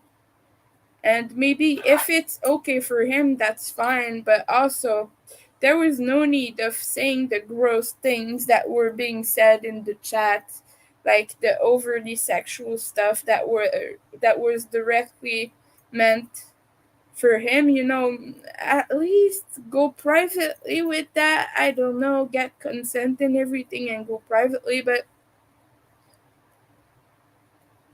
I don't know. Not everyone is comfortable hearing the gross, disgusting things that were said. So I don't know. It just kind of feels icky, and maybe I don't really have the right to talk about that. But yeah, maybe it's not my place to say. But yeah, I just know that I would feel uncomfortable if those things were said about me, and just like in in public, nonetheless.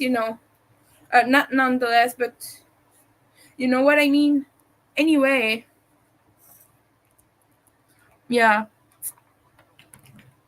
And someone said their age and was like, that's too old for Matthias, right?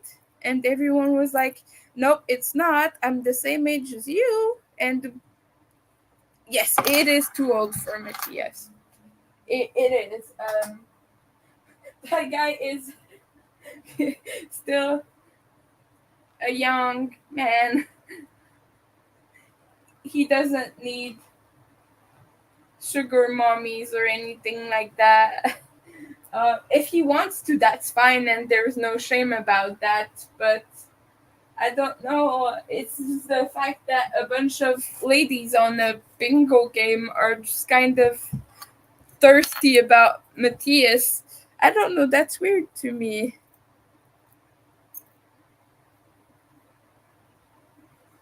They were being intense. That's all. In any case, I'm gonna talk about something else. But yeah, I just think we as a society need to understand one thing is like, if you have been told it's okay by the person, and if you have the go, like, that's fine. Hitting on someone, even like saying sexual stuff and everything, but get consent first. Ask them if it's okay, if they feel comfortable.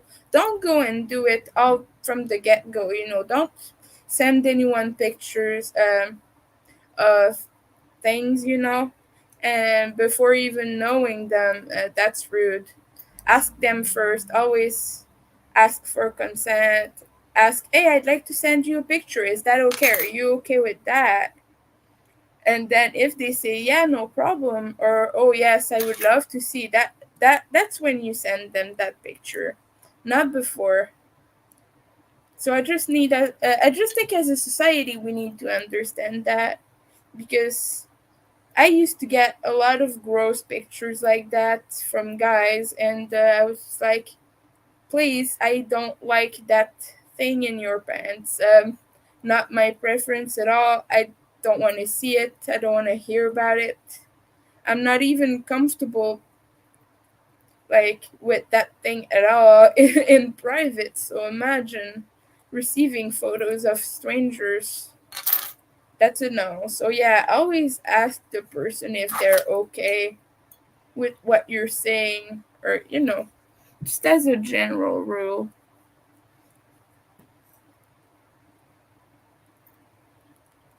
Yeah, yeah, that's pretty much it.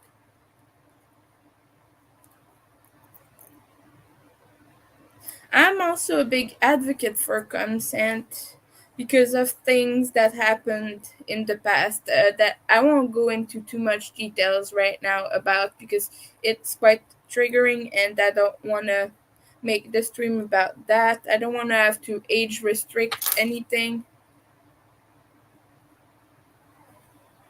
But yeah, just always remember, um, consent is informed, enthusiastic, and I forgot the whole fries thing. There's like five different settings in which consent needs to be.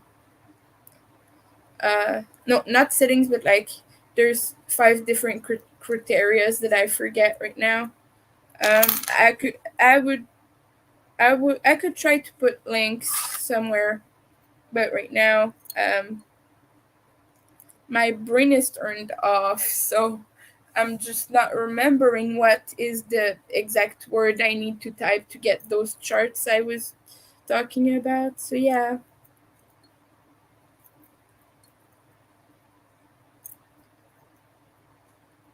Uh so yeah, in short, it means that a person cannot give consent if they are inebriated on any substance at all, and yeah, or if they're underaged.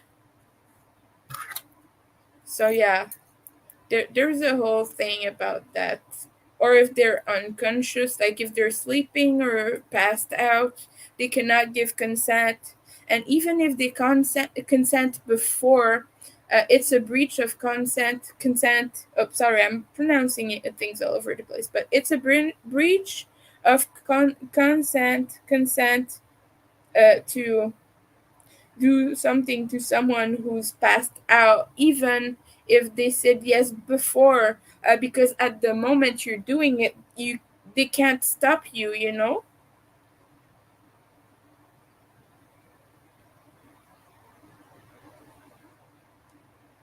So, and also the important thing is, consent is not like bound by time. You can remove it at any time you desire. So you can stop consenting before, during, or after any actions taken upon you, and it still makes your lack of consent valid. I mean, you took away consent, you're not consenting anymore, so the act needs to stop. So yeah, I just wanted to touch on that.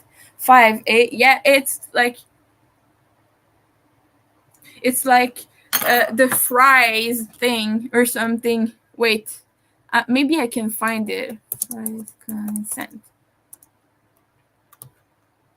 Okay, okay, we found it now. I'm gonna show you the fries.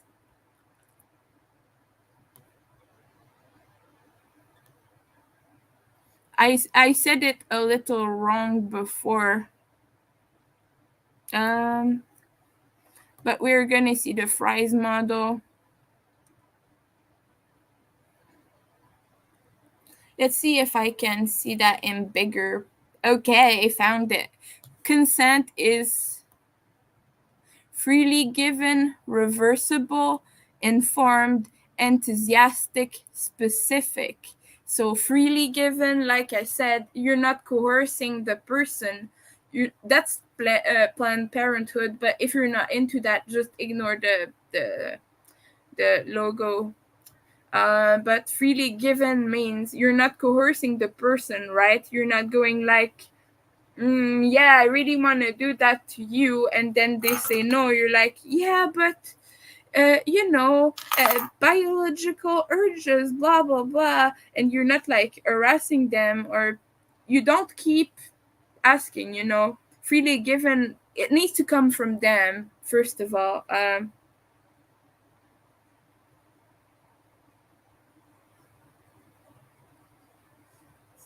Okay, I need one more round. I'm sorry, right now I'm distracting, but yeah, that's what freely given means. It is coming from them. You're not coercing them. You're not trying to change their mind. You're not arguing with them.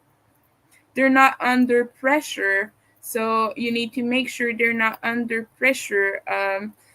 Sometimes if you're in a position of power, like if you're a teacher or something, they might worry about their grades. So that means that their consent is not freely given, because worrying about that, they might think that maybe you will fail them on purpose, or that they need to sleep with you to get good grades or something. So that's just an important thing to keep in mind when it comes to consent.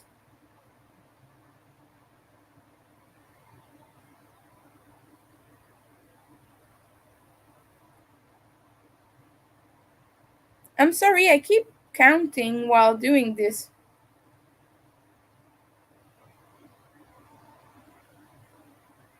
Okay, we're at 18 rows right now. Okay, and reversible means, like I was saying, consent can be retracted at any time before, during, or after the interaction, and it still means that you didn't consent. So you consented at the beginning, the person starts doing something, and you're not okay with it anymore.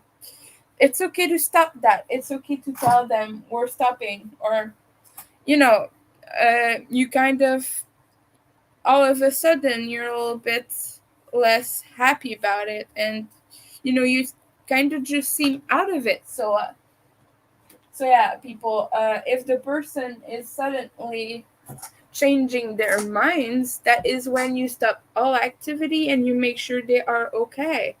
So yeah. And even after the act, a lot of people say, yeah, but it's done already. But one thing is that a lot of people dissociate from their emotions, right? And in during an act, like, you're all into it and everything, not really thinking about it, not really, you're not really like one with your emotions and your feelings, and you reflect upon it later and you realize you just really did something awful there that you're not okay with at all. And you realize that later, looking back, because actually you weren't into it. Maybe you were even coerced, like I said earlier.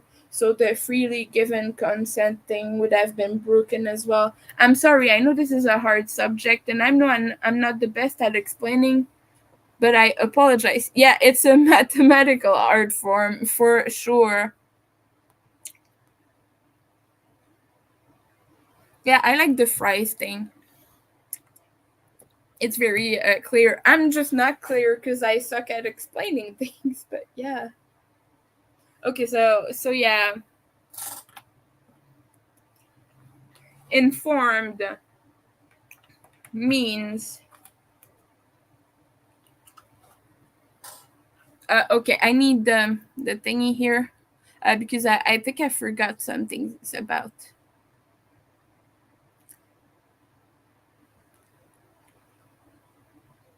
Oh, and you have a crisp model here as well.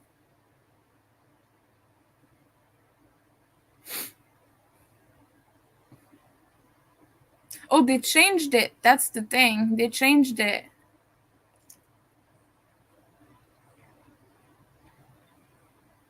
Scratch what I said then.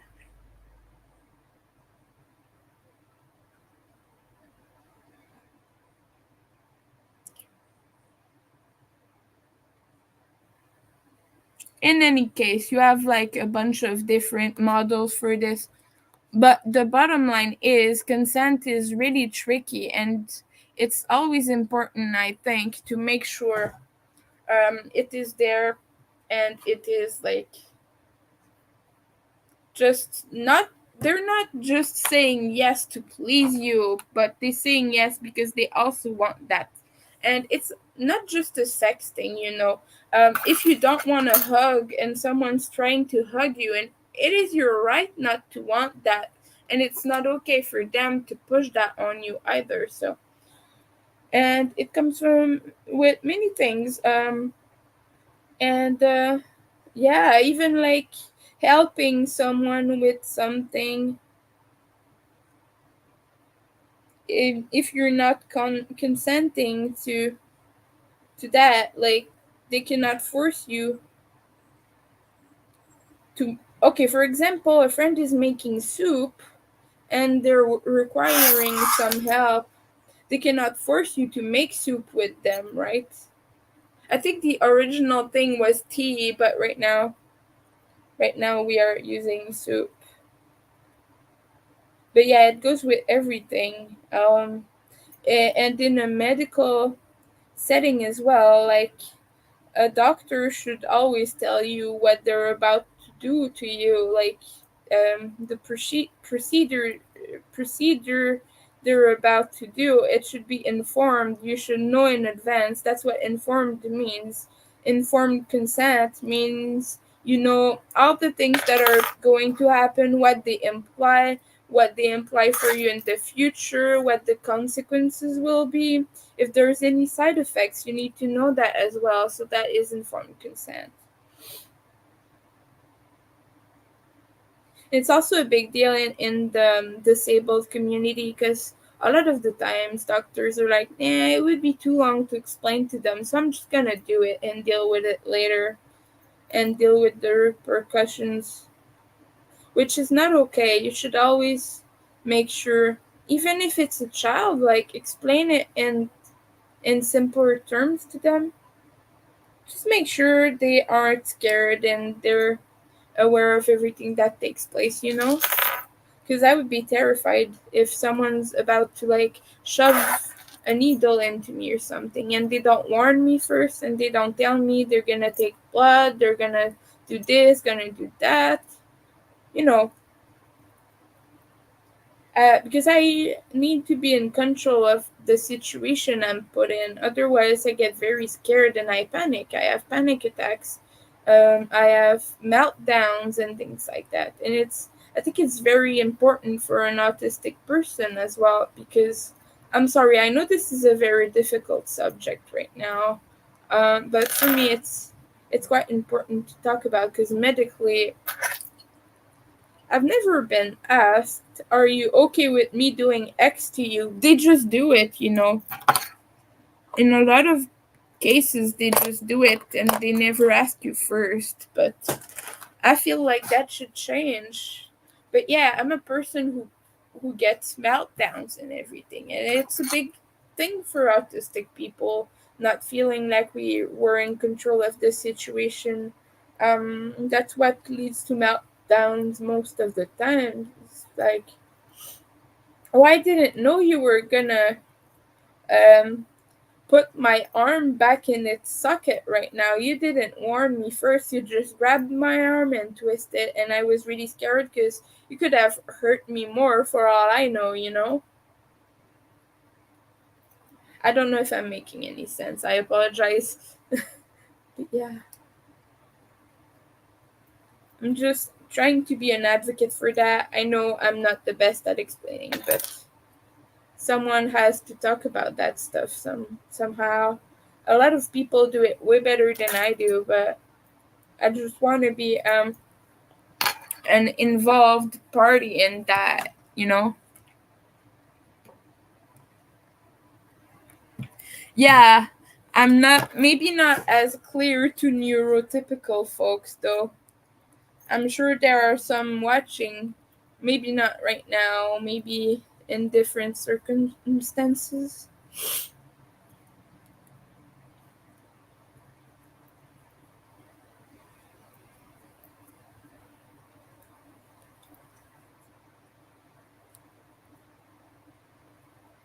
And so,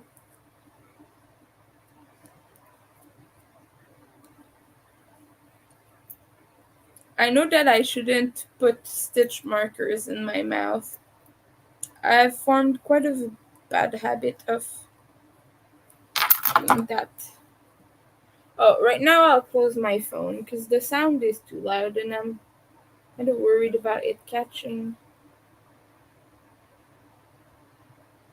Smiley Yarn just followed you on Ko-fi. Thank you, Smiley Yarn. I appreciate that.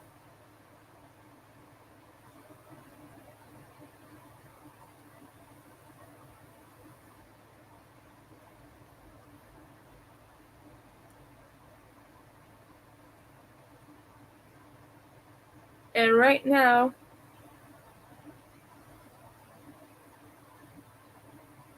let me check my Ko-fi page. I want to know where we're at with the fundraiser. We're at 34% of the goal. That is awesome. I appreciate all of you who donated and helped me out, by the way. That is the greatest thing about this community is we are all here for each other. I keep getting distracted by this phone.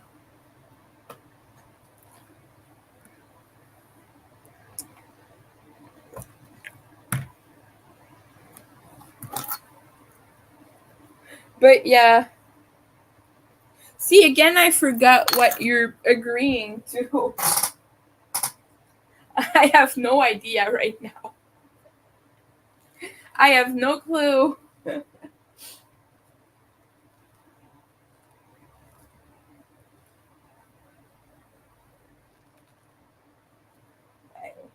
Okay. Okay.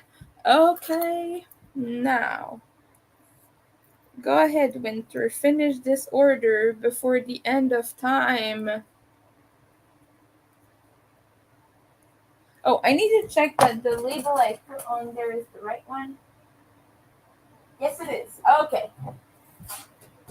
I was just like, for a second, did I put someone's the label from someone else's order? That'd be just great. That guy's been waiting a really long time for his stuff, and I'm just like over here putting the wrong label on things. I don't think it has happened to me yet. I have shipped the wrong sized hook to a person before, but that's happened once. Now I check 1,000 times every time to make sure because it was my bee hook and I need my bee hook to make amigurumi with 8-4 yarn with it, which is Abby Rainbow Cotton yarn.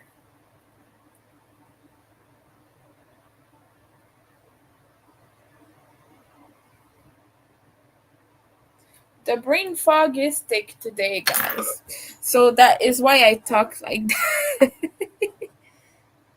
Okay, go answer the phone. I'll be there. I'll still be there probably. Unless like there is a tornado or something, which is not really likely because it's not windy right now.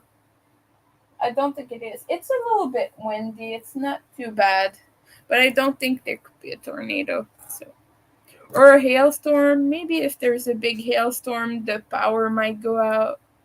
But right now the sky is clear, so we don't really have to worry about that. So probably gonna still be here. Oh, it's slippery. Okay. So everyone, let me know what your plans for dinner are. I would love to know. We have a very fancy meal coming. Some white plain rice. I really don't want to go to the grocery store right now because it's like a 5-10 minute walk, and I'm lazy. I'm really lazy today. I don't want to get up. Really don't want to get up. I'm cozy. I'm crocheting, working on things. And I said earlier another reason why I don't want to get up. It's because of certain physical conditions that I'm experiencing right now that make it really tricky for me to go out when they happen. I won't go into too much details because um, I already talked about this and it's a little bit intense. But yeah, let's just say today is not a good day to walk outside, especially not since there's some ice out there.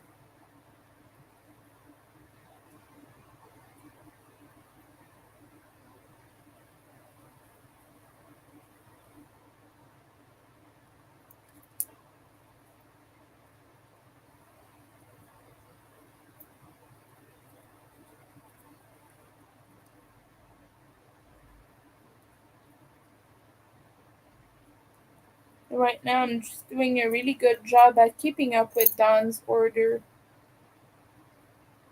And I don't think I will finish it today, but I think I could at least finish a big part of it.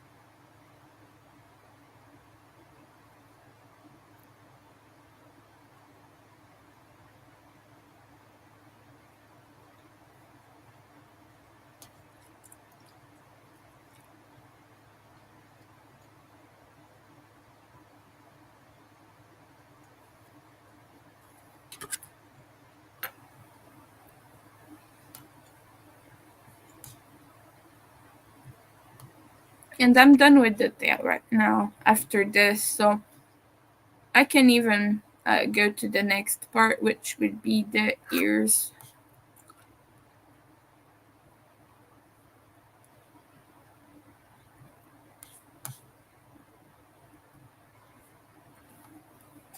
Yeah, like I said, I already had some parts going on that I could use for Dawn's order, but then those are parts that I would have to remake for the current order as well, the one with the blue and purple kitty. No, the blue and the pink kitty. So I would have to remake them anyway. So I think I'm just gonna make them now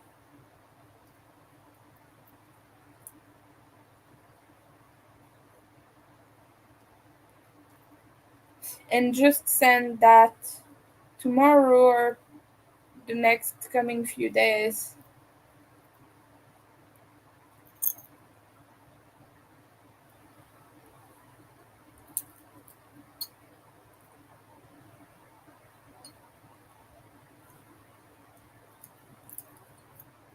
what has everyone been making?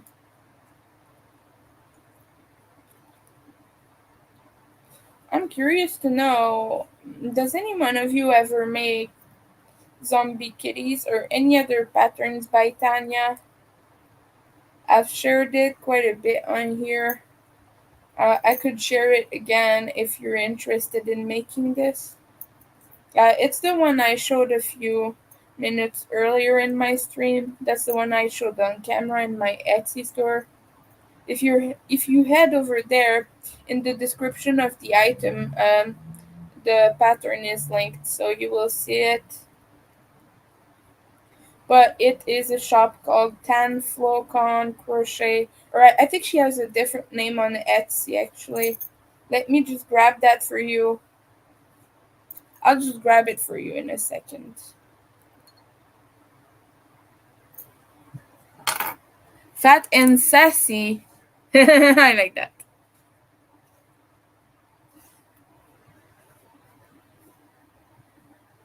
Uh, uh, uh, uh.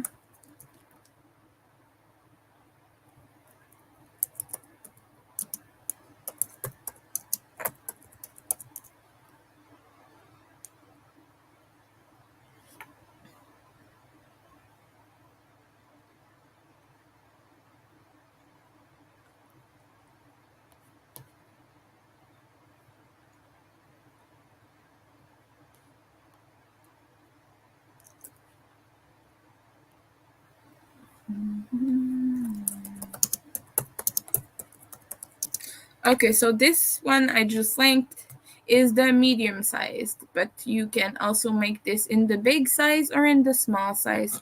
Welcome back, Leather. Hope your call went well. Amanda said she is sassy and fat now, or unless you're talking about something else or a pattern or something, because I do not know what this means.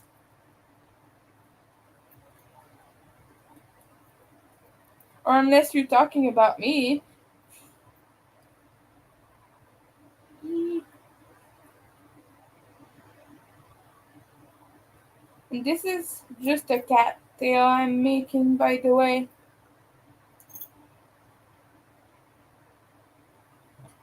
Oh, you ate. That's what it means. That's what it means. You ate. What did you eat? I hope it was good food.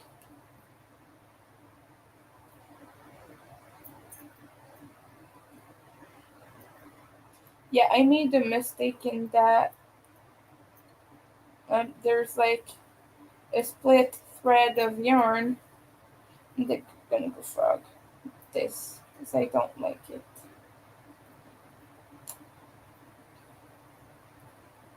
I don't know all the fancy expressions.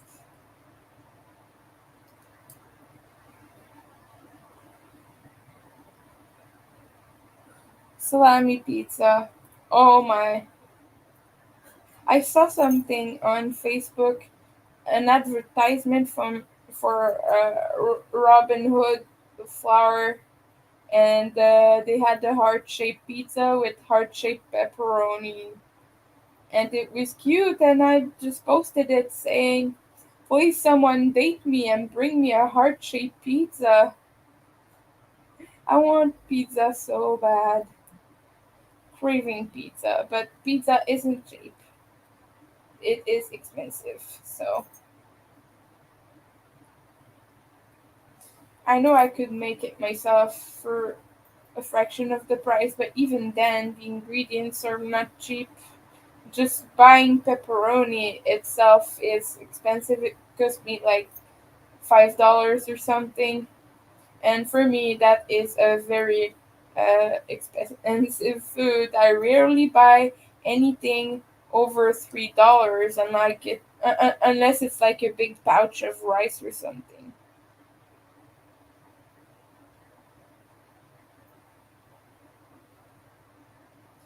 Two more rows and we're done with the tails. No more tails.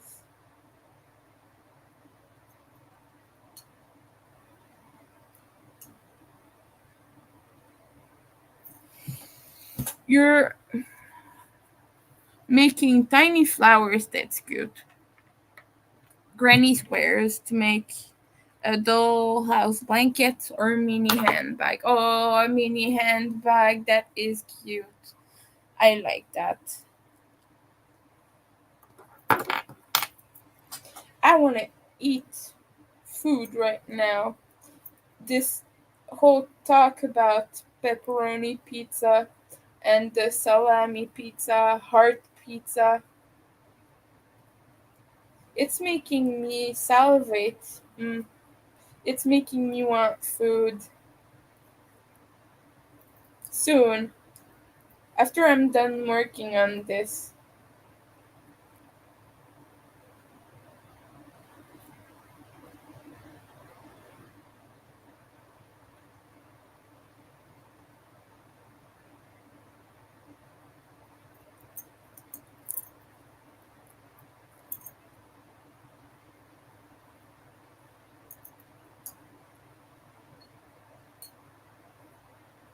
But yeah, I really hope someone sees my post on Facebook and decides to bring me a heart shaped pizza.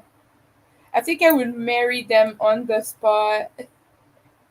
I don't know if you ever have that feeling like you see a food and you just suddenly need that in your life and you won't ever be satisfied until you get it. So that's something that happens to me.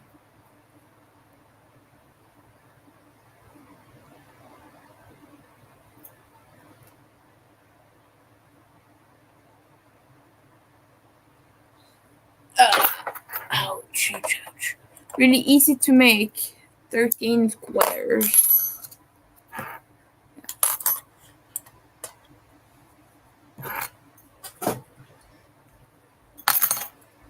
Oops. And now we stuff the last tail. I would have made 5 of these cats in like 2 weeks. I'm productive right now. That's good. Ow. Ouch. But at least I have all the parts for that lady's order over on Facebook. Hey, you go inside.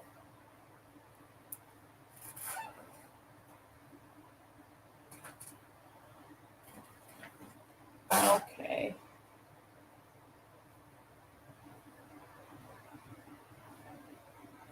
See, this is why I don't use chopsticks because you would just be poking around randomly until you get enough stuffing to go under it. But with the pan, you can manage to grab more of it all at once. You can kind of catch it on its side like this and push it in. So I think it's really easy to use. So that's why I do it that way. And the pen fits through easily. So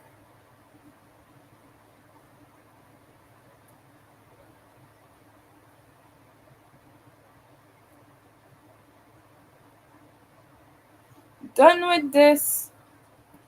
This is a cat tail and it's really cute and it's purple. It's not purple.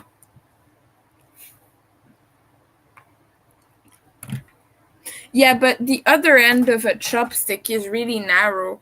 I could show you mine I have, but they're greasy right now, so I'm not gonna do that. But the end is smaller than this here, so that's why I'm not using that. The big end is smaller than my pan, and so it doesn't grab for me when I use that. It. Thank you. But yeah, that's why I'm not using that. It's smaller than this. Sending love and big hugs. Thank you. Tell me what you're up to. Are you working on anything? Welcome in, by the way. Yeah, yeah. That's why I'm saying.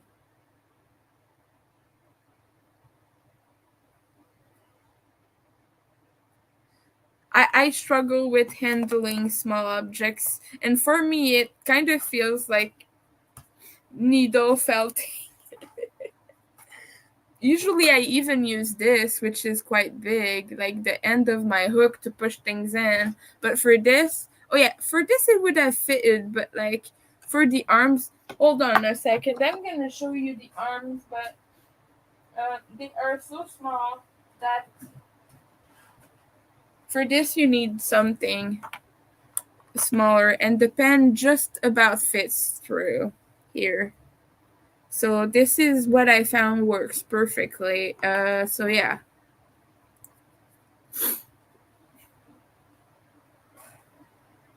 I just have a bunch of tiny little parts to assemble. And right now we are going to make ears. 4 ears. And when I say it, it sounds like 4 years.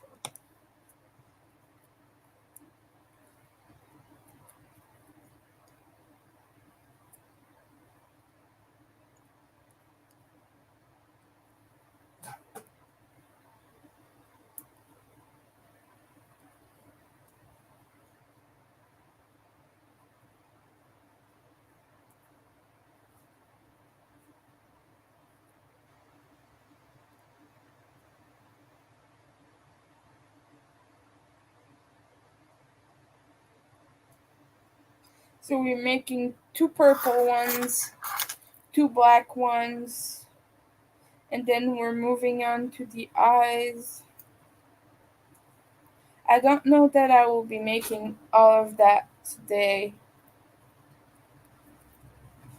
Because we've been streaming for 2 hours already.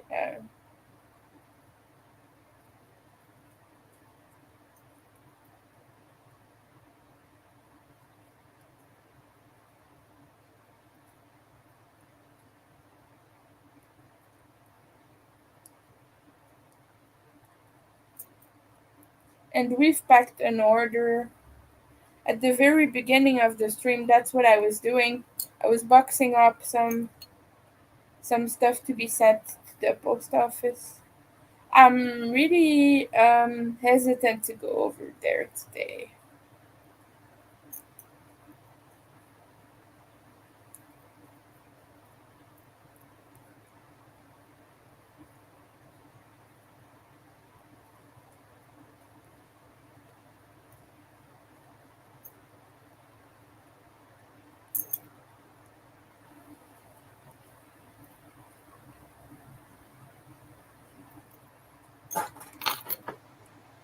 For some bunny leg, you use the 2 millimeter hook to help stuff it. Yeah, that I bet that helps. When you make really, really small stuff, the ends of pens, small hooks, and things like that can be helpful.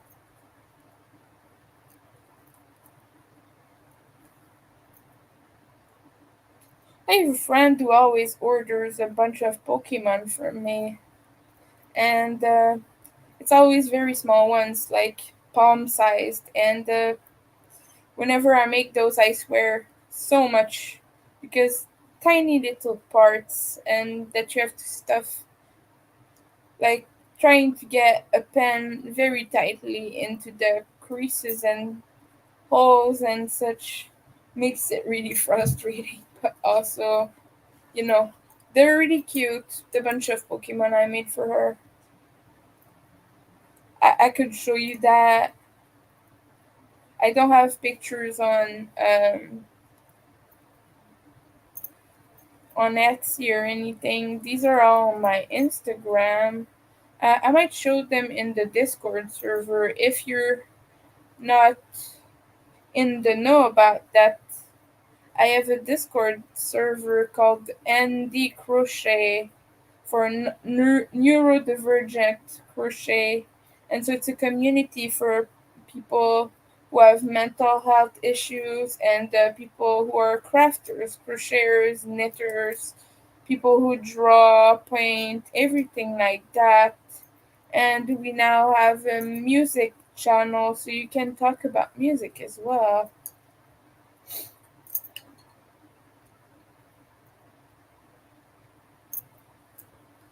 So yeah, the link is in the description. It's the last link, I think, actually. So if you want to look at that, just let me know. Right now I will share a picture of my Pokemon. I just need to rub my phone because it's sticky. It's full of God's know what, but it's sticky. It's not nice. And I will go into the crochet and knitting channel and see if I can share my Pokemons I made.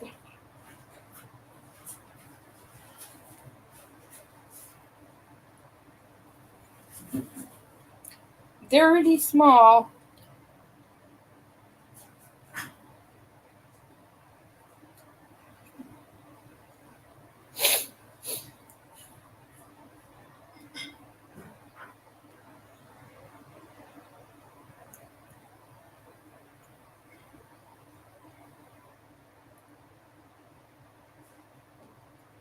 I made a bunch of the evolutions for her, so I'm gonna show that. I made a bunch of other Pokemon which I don't have. And I also made one I don't remember the name of that I have a photo on, but it's got a giant bluish thingy going on its head, and for that, if you're in the Discord, you will see them. But it's got a giant thing on its head, like swirly thing. For that, I use pipe cleaner, so I put a pipe cleaner inside, twisted up on itself, and kind of twisted it so it looks like this on the top of the head.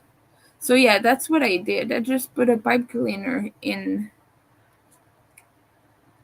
Sometimes I just get by with some shady ways like that, which works for me. So, you know,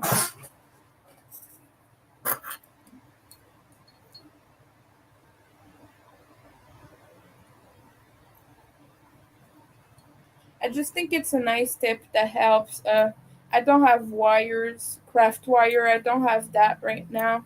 I'm trying to find which size is ideal for the type of crafts I make before I buy that. I haven't really looked into it. So if you use craft wires for your crochet, tell me what size you use, what type you use, and where you get it.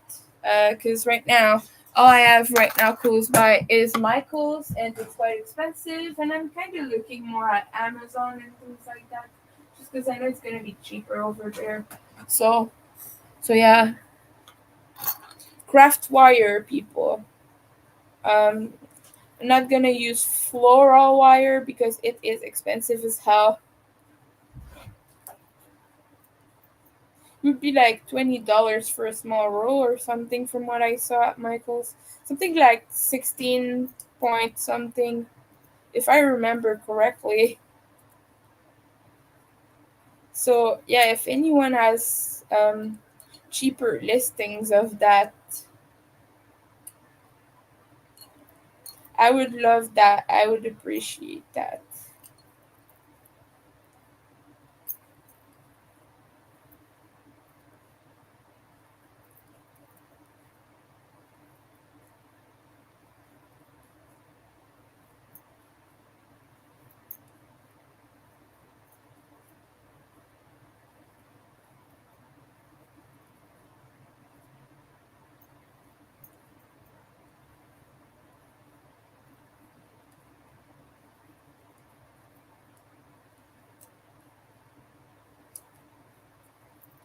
And now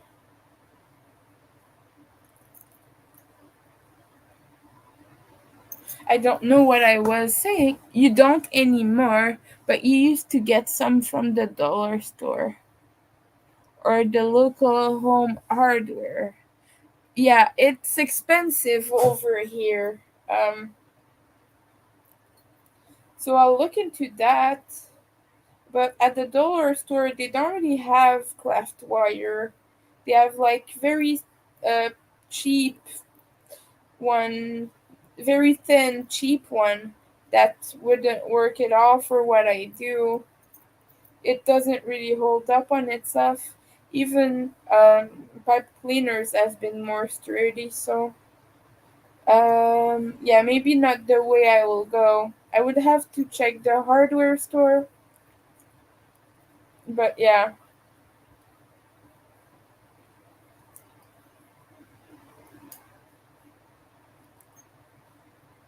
But I would like to know brands that work well actually, because I know nothing about that. And also, like, which size do you use for that?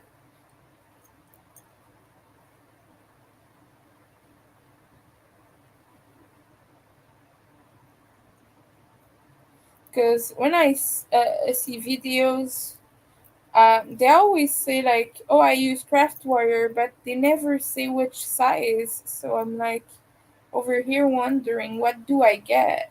It's overwhelming at the store when I look at all the things and I'm like, which one is the right one, please?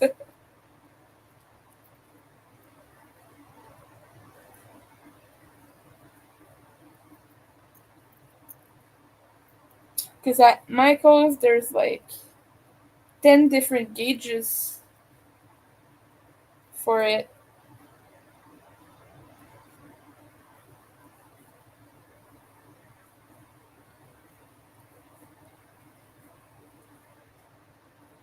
And obviously, you don't use the thinner one because that's like for very small, intricate jewelry making.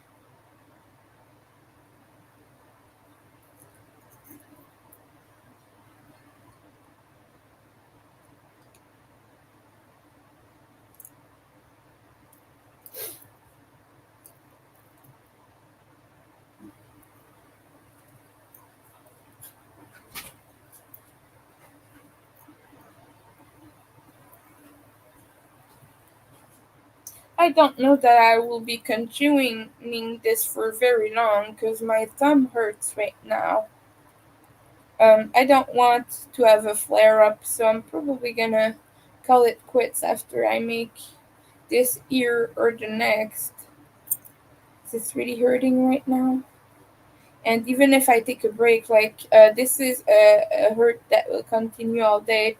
That's what happens when you have carpal tunnel, and yeah, you get pain in your thumbs sometimes.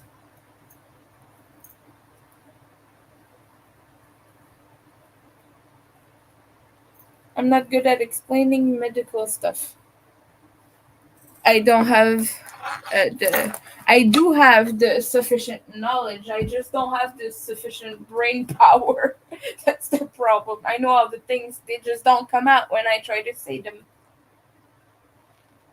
And I know it makes me sound uninformed, but I know that subject. I've looked at it pretty well.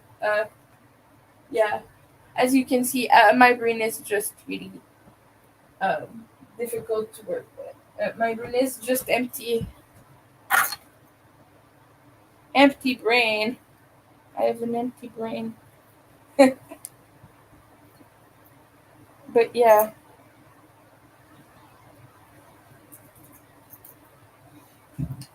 sorry. Accidental burp.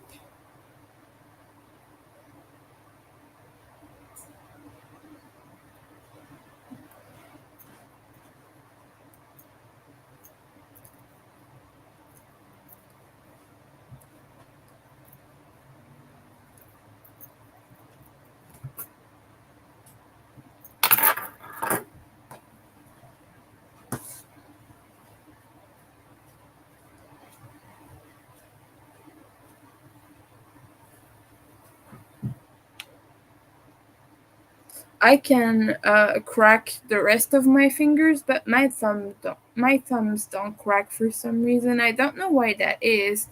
Does anyone know the reason for that? I'd love to know if you know.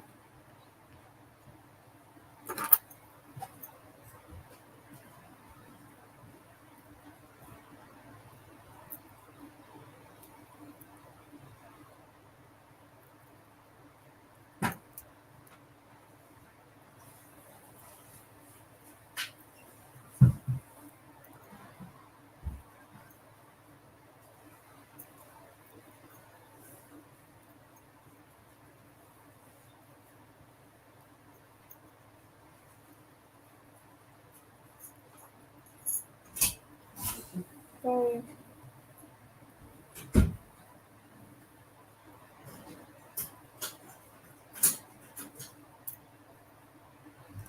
Right now, I'm just kind of crocheting in silence.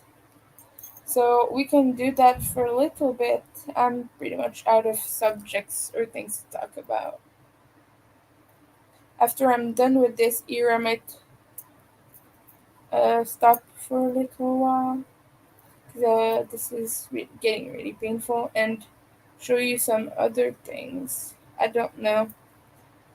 It will depend. I might stop the stream altogether, depending on how we're feeling. Because I know I do have to continue this um, another time if it's not um, during the stream. But yeah,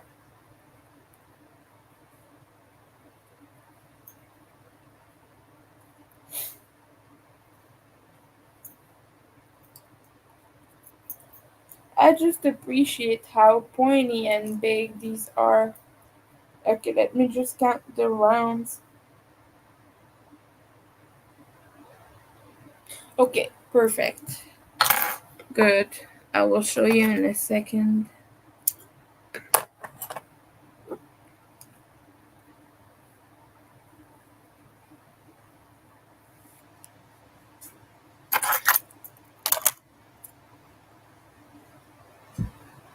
Oh boy. Oh boy. Okay. Ha! There. I know what I'm gonna show you. Okay, so this ear is finished. I have to make this another time, once more, another time. It doesn't mean the same thing in French and in English. In French, I would say once more. In English, you say once more. In French, it sounds more like. Anyway, I'm getting a little bit sidetracked here, but yeah, I need to make one more of this in purple, two of them in black. Right now, I'm gonna show you things because my hands hurt, and so yeah, and I want to brag about things, so I'm gonna do that right now. Someone sent these to me in the mail because he said, "Oh, I have no use for them. I'm old now, and I want to pass them on as like knowledge and like yeah to a younger member of the community, and I don't have any use for that." So that person sent it to me. Just a second, I will show you. Oh, these. These are the Skinny Puppy DVDs.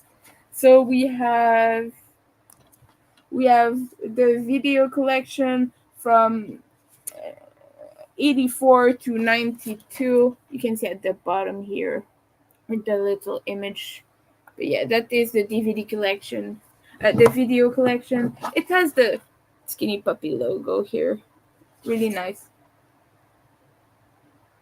And at the back it says the songs and things. Audio produced by blah blah blah blah blah. It's the same name everywhere, obviously. Yeah. And the Greater Wrong of the Right DVD. I'm excited to watch this one because it's kind of a documentary thingy as well. It's not just the live performance. Oh, and it has Eurotrauma as well. I love Eurotrauma.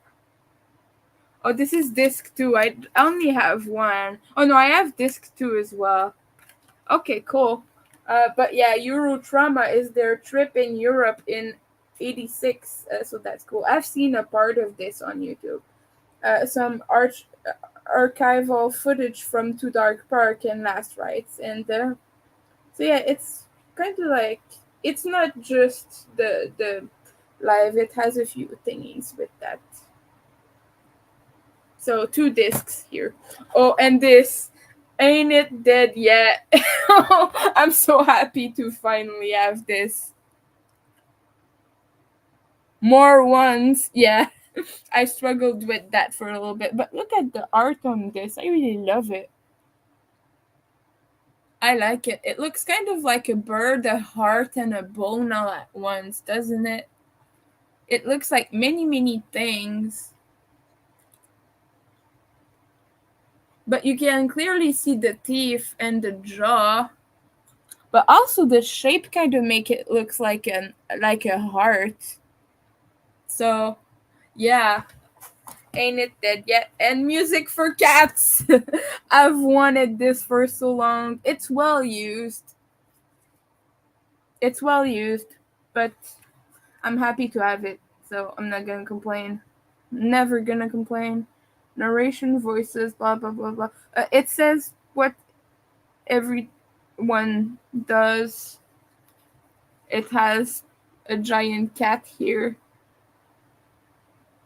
Oh, I'm happy to own this. I'm gonna be really careful to open it. Oh, nice! Oh, there's a cat on there. I love it. Winter is happy. Winter is happy. These are very precious to me. I could not be happier. The person sent them to me was like, "Yeah, have these." And I was like, "Yes, of course. Of course I will." Um, yeah, you listened to them a long time ago. Okay, I'll mute myself and I'll just go to the bathroom real quick, but I will be back to talk more about Skinny Puppy.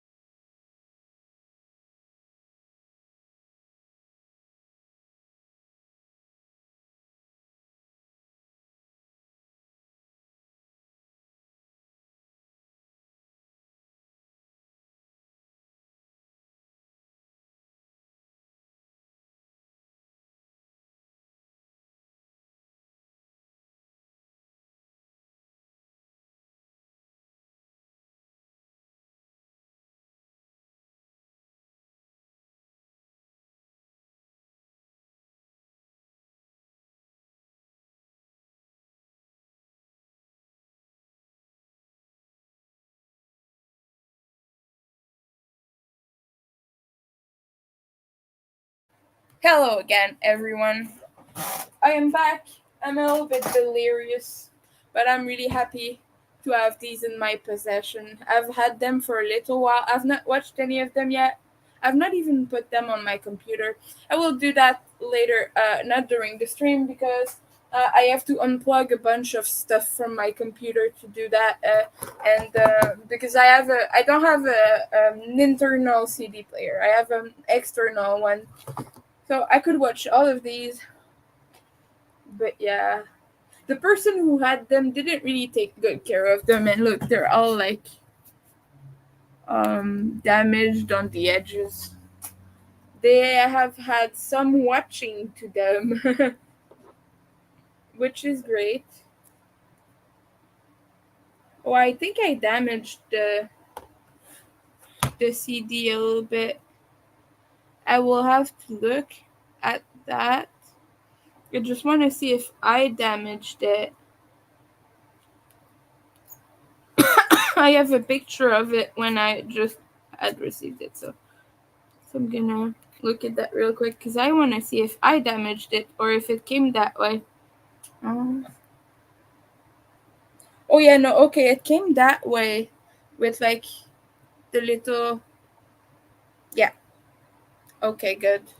Just wanted to make sure because that is going into my souvenir box and it's never coming out unless I meet Kevin Key again. Then, if I have the opportunity, I would love for him to sign it. I doubt that will happen because he's not touring anymore.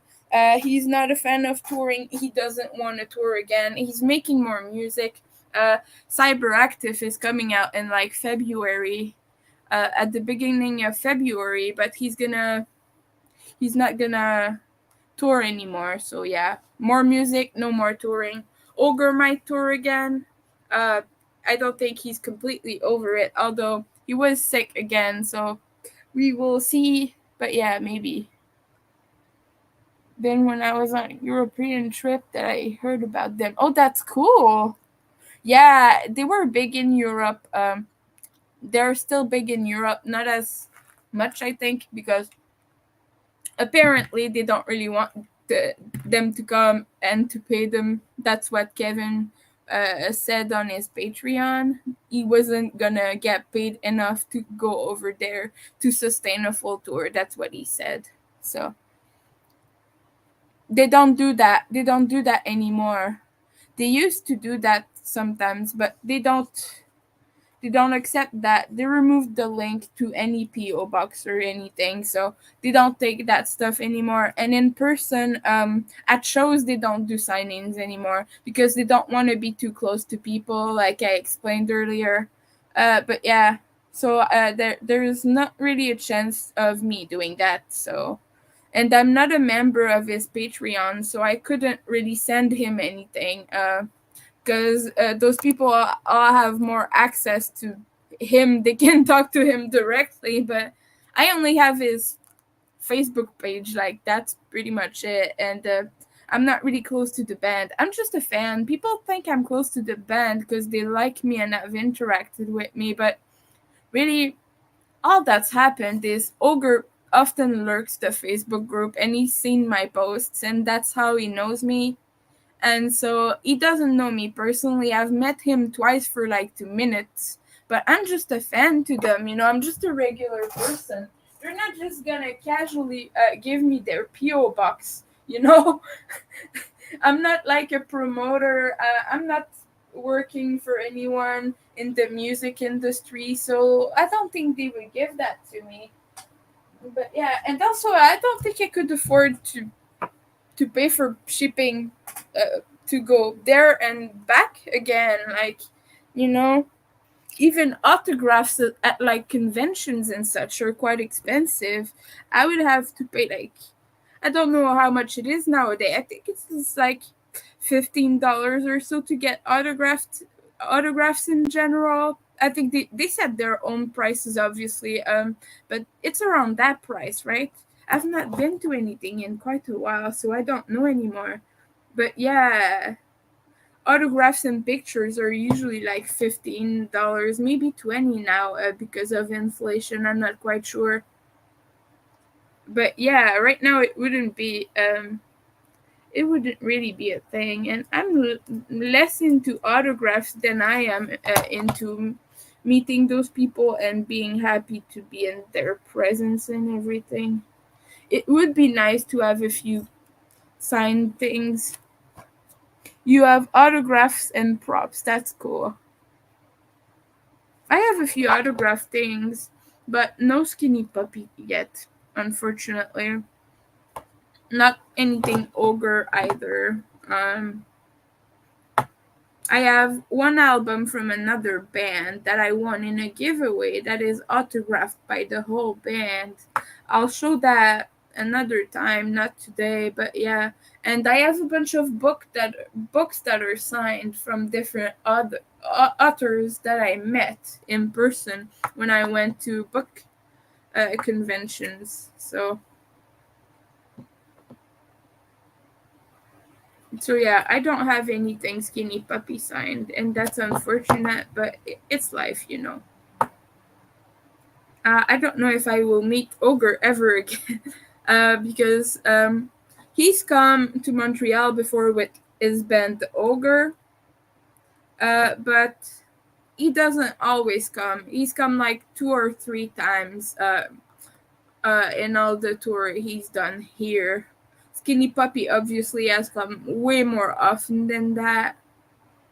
They came in 2017 and in 2016 and in 2014 before the present tour, the final tour. which I call the present tour, but really it's past because they're broken up now. But I mean like the 2023 tour. So yeah, Skinny Puppy kind of always came to Montreal, I think, but Ogre not so much. It's a smaller band. They don't necessarily always want to come to Canada, or don't necessarily. They can't always do it.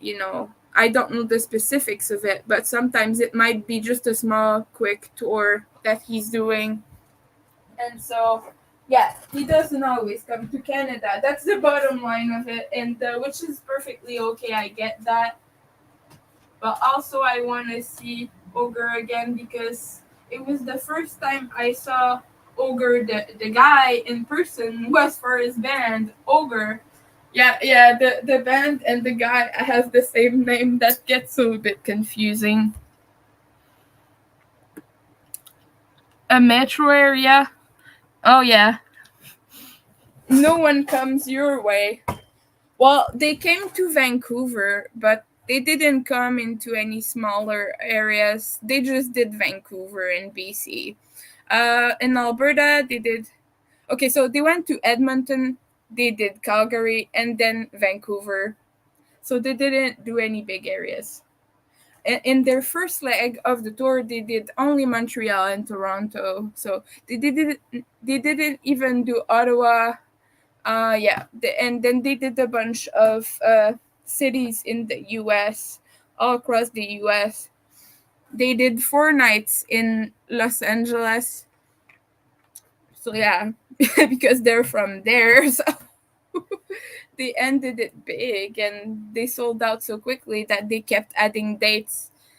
And yeah, they did 4 nights in not in a row. They did 2 nights and then took a break and then did 2 nights again.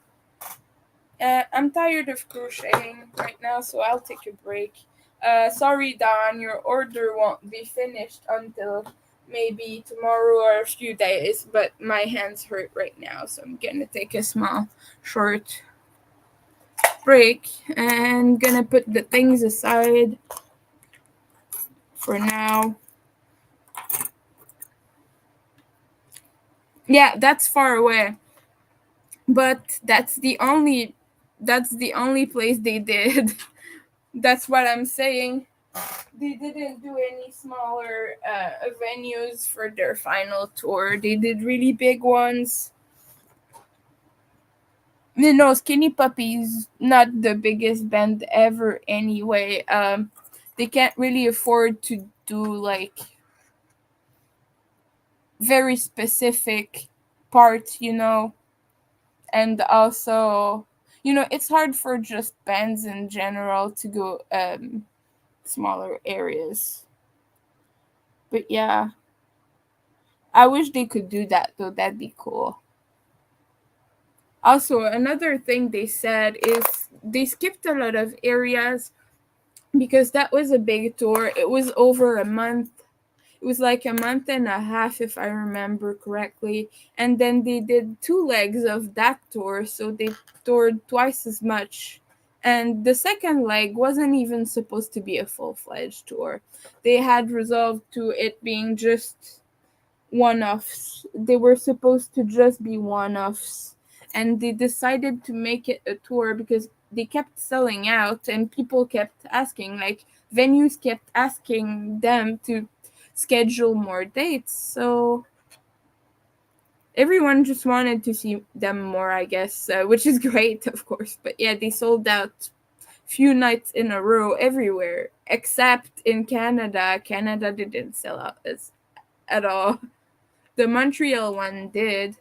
The Calgary and the Edmonton dates didn't sell out. The Vancouver dates didn't either. But to be fair, they played the same night as Depeche Mode, so everyone was over there. Everyone was seeing Depeche Mode.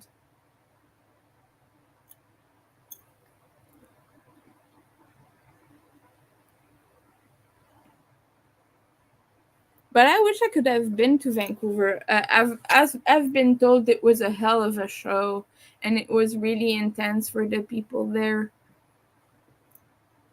So I wish I could have been there. I did meet few cool people in Calgary. Calgary is cool. Yeah, yeah, the original show they scheduled for Vancouver was the same night as Depeche Mode, so they added another date, even though they didn't sell out just because of that, so that people could see Depeche Mode and then Skinny Puppy. And would have made a choice. I've seen Depeche Mode before. Skinny Puppy was retiring. I would have been to Skinny Puppy, but not all fans are like that. A lot of people are more casual fans who just wanted to catch them while they're there. Not super big fans like me, so I get why they did that, but yeah. You don't schedule a show the exact same day the biggest band ever is playing. Even if, well, they're kind of adjacent in music style. They're both electronic music, but very different genres, I feel like. I know I'm hunched over. I know I will regret it later because my posture is suffering from that, but that is okay right now. We are being lazy because this is a lazy day. It says so in the title. Having a second show rescheduled, yeah, it was smart. Probably ended up with more people than the. Oh, yeah, of course. They ended up with more people. That's for sure. But you know what? A lot of people in the group, in the Facebook group, just went 2 nights in a row. That's what they did, which I would have done. And if I would have been in Vancouver, I would just have bought tickets for both shows and just be really broke, more broke than I am. But people paid for my travel expenses and everything. I was very fortunate for that. So I wouldn't have been. Uh, I don't know if I could have afforded 2 nights in a row, but at least the show. Maybe not the VIP twice, but would have loved to see the show twice. Oh, yeah, it was not. The show itself wasn't that expensive, but you know how it works. Ticket Bastard, the app, just like ups the prices really fast. They call that dynamic pricing. So at first they're like just $60, which yeah is expensive, but also not that big considering some bigger bands have like $100 regular price tickets. So $60 Canadian isn't that big a deal to see Skinny Puppy. For me, it's acceptable anyway. But if you got the VIP package, that was like $230 Canadian. And I got it twice. I maxed out my credit card and yeah, I sold my crochet hooks. I had a bunch of fancy candy shop hooks from Furls. You know those discontinued ones with the funky shapes and everything? I had that. I had that. I sold them for around the price of the ticket. And yeah, I sold a bunch of stuff. I sold my Lego collection, okay? To be sure I could afford Skinny Puppy. And at the end, it got really, really short, and some people helped me out. So the first concert you paid for was $14. Yeah, of course, prices were really different back then. I saw an ad for Skinny Puppy that the show was like $6.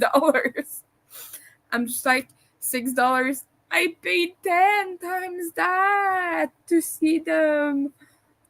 More than 10, but the regular price was 10 times that. And I was just like, but what you do for the bands you love. I'm glad I had that life experience. For me, it was worth it. It saved my life. Seeing Skinny Puppy saved my life. So you cannot put a price on that, right? I got a lot of criticism from folks because I couldn't afford to live, so I shouldn't have afforded those tickets and blah blah blah. Some people were really mean to me about that, but the truth of it is I had plans for things that didn't end up happening because I met Ogre, and Ogre treated me like a freaking human being and made me feel like he thought my life had value. So I felt like he thought I was valuable. So it blew my mind a little bit, and kind of distracted me from doing that. So I'm alive right now because of it. I'm trying not to use the words, not because I want to stigmatize it, but because this is breaking community standards. So I'm trying to be a little bit more cautious about that. I know that if those videos get rewatched in the future and someone reports them from breaking community standards, I can still get in trouble for that. It's a bunch of BS, but you know.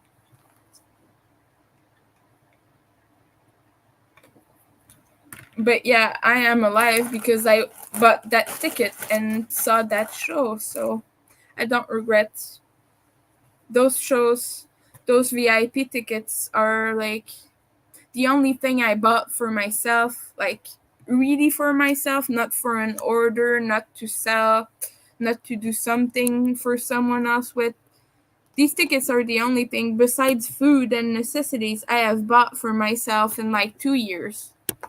Like really, uh, I don't do much. I don't go out. I don't go to bars. I don't go to museums. I don't go to the movies anymore. That's the only thing I did. So in a way, I'm kind of just like, you know, I'm just playing with these right now. They're really fun. They're wobbly. They're like bubble heads. I'm making myself laugh. I apologize. If you are new here, feel free to say hello. Feel free to put a thumbs up. And yeah, you're welcome here. You're welcome to chat. And we like having people over here.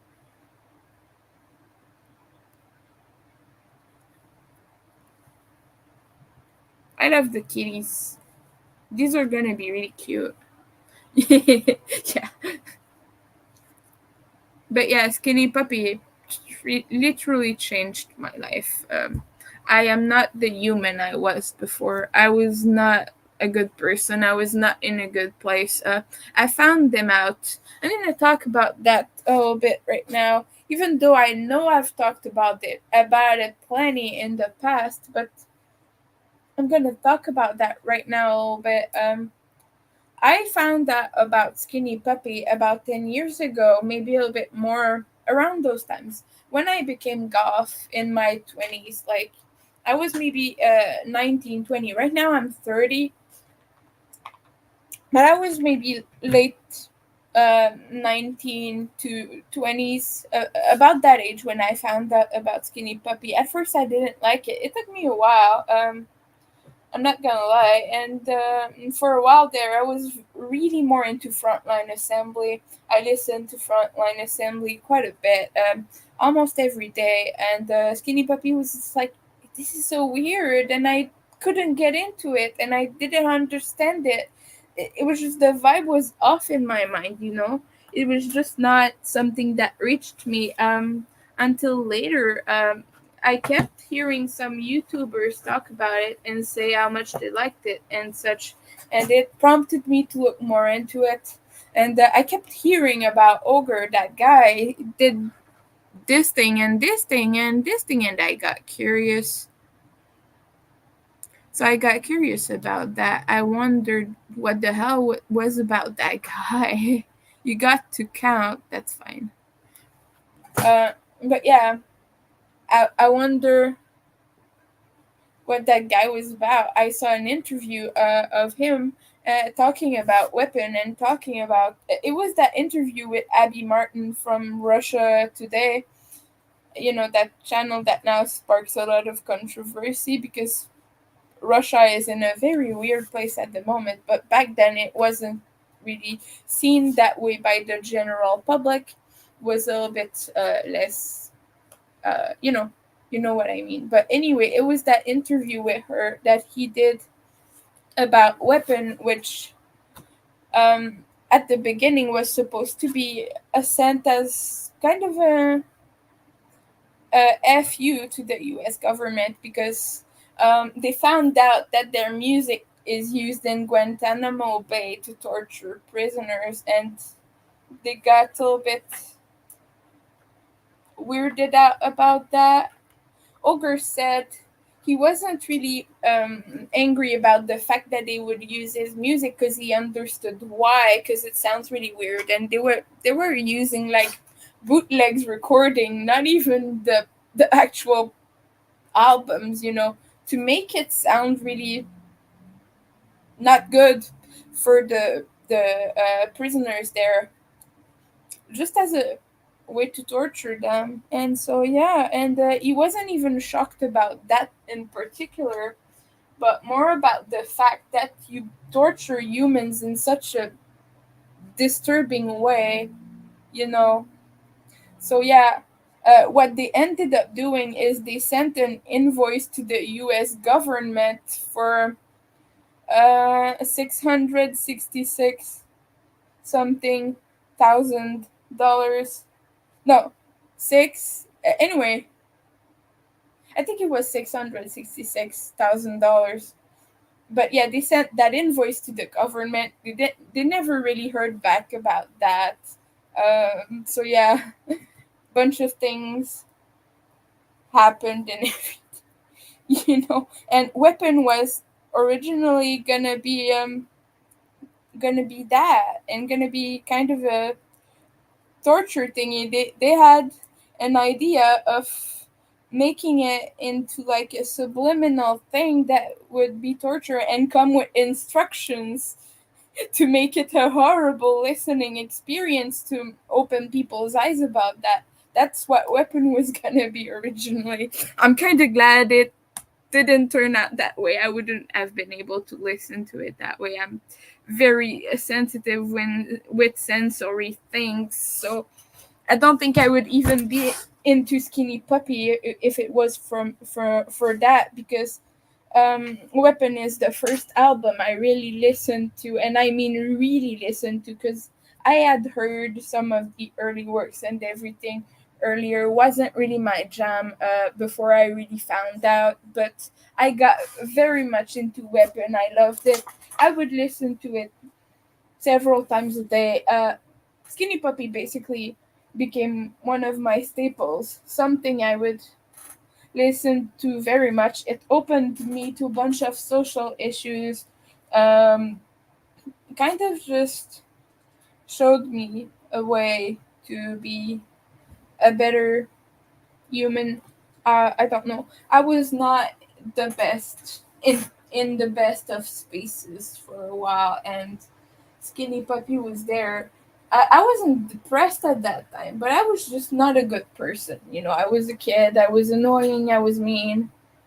So yeah, I'm not ashamed of my past, but yeah, I was a nasty person. Yeah, it sounds interesting, but also considering how weird I am with sensory things, I don't think I could have handled that type of torture. I'm very sensitive to sounds and to anything like that. And so, yeah.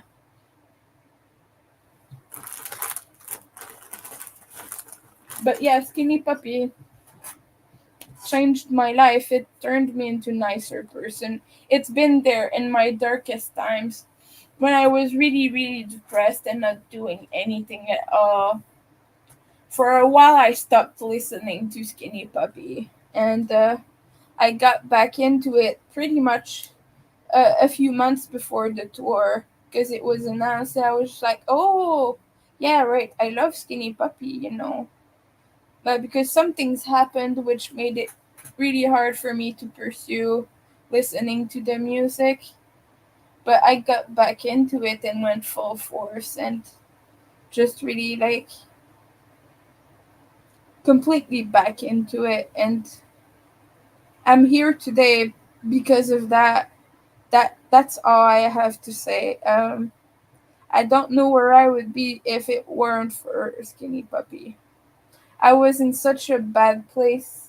I was uh, lying on that couch here all day, wouldn't get up.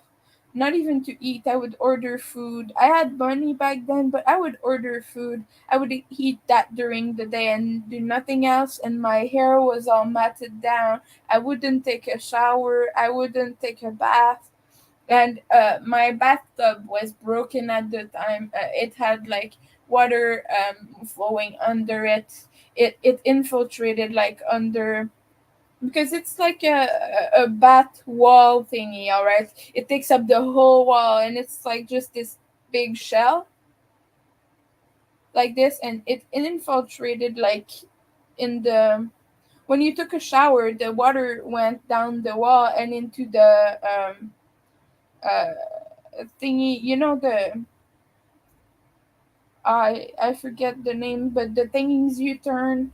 But it went into that because it wasn't connected to the wall properly. It went into that, infiltrated in the bathtub. It took a while to get fixed. We had to get it fixed 2 times, get it drained 2 times before they finally figured out why it was doing that. Now it's fine. By the way, they sealed that up with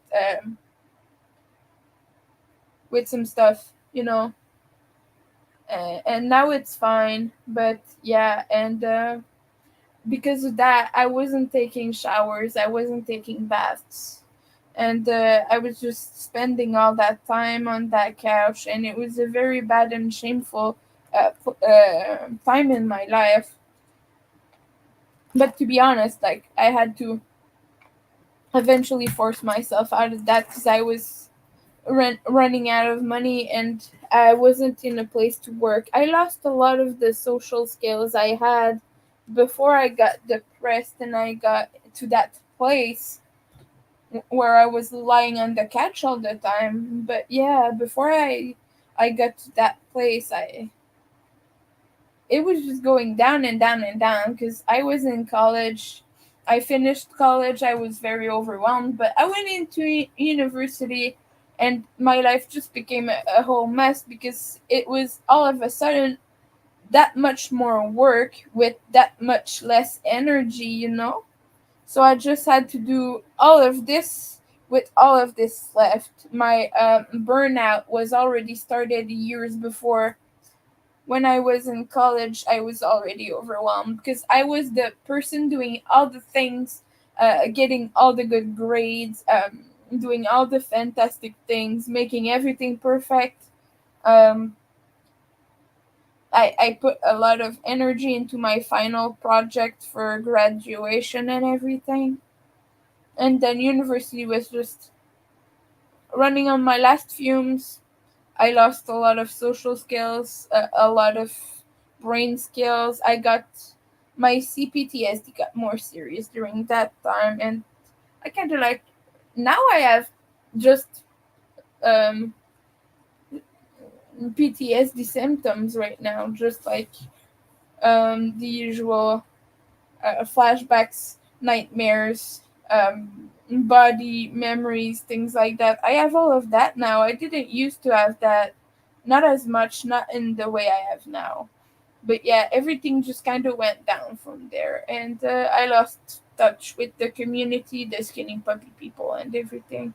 So it was a really dark time. So when I got back into it, that's yeah, skinny puppy saved me from that, and I'm grateful. So yeah, I'm sorry. I know I'm getting really intense sometimes. I just felt the need to talk about that. I think, but yeah, but they made me more eco-conscious, more aware of animal issues. I talked about that in the past as well a little bit, but I'm from a family where we had a lot of animals around growing up, but it wasn't very animal aware as far as um, animal rights and all are involved. My parents are very into the mindset that animals are a convenience and they're there to feed humans and to be used by humans, and they're really into that mindset of just they're adjacent to us and just like there for us. They're very human centric, if you know what I mean. maybe not straight up abusive, although we could argue about that about certain members of my direct family, which I don't really want to go into on camera, because it's really a really deep subject, and really distressing subject. But yeah, I wasn't raised in the most animal friendly environment, but I was raised around a lot of animals, a lot of we had goats, we had emus, we had geese, we had ducks, chickens, a lot of chickens. Um, we had turkeys. Turkeys are really cute, by the way. We had a bunch of animals. We had rabbits, a lot of rabbits. My dad put them in tiny little cages. He didn't know a thing about rabbits, and anyway, just a whole mess. You're supposed to let them roam free in a large enclosure, but didn't do that. In any case, I'm not gonna talk too long about that, but for a very long time, for me, it was the norm. And yeah, I was questioning some of his decisions and kind of not understanding uh, how my family felt about animals, because I was just like, but that seems so inhuman to me. That seems so rough, so harsh. You didn't have deer or bears. Oh, we had deers or bears in the forest, but not in enclosures.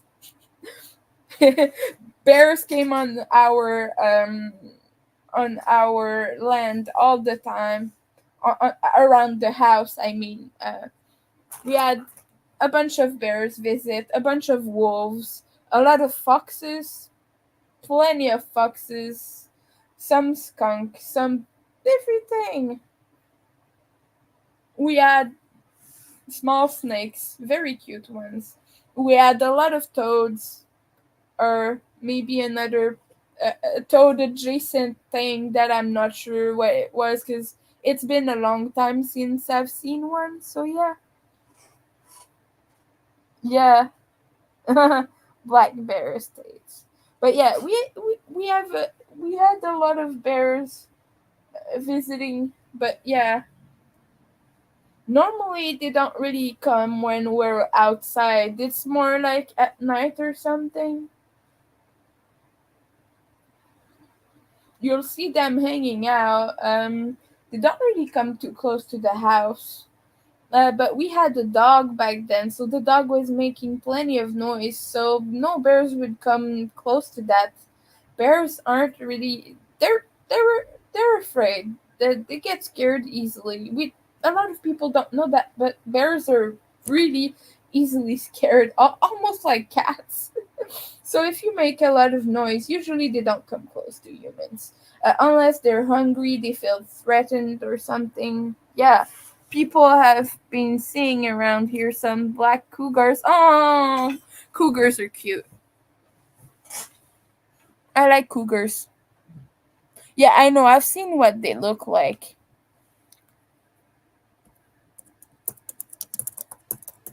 I've seen them. Let me look at them right now. They're really cute. No, I don't want to go into your group.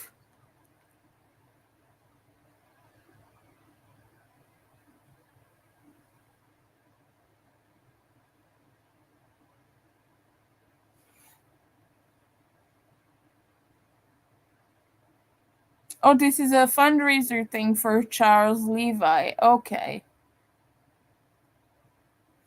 I'm gonna look into that later.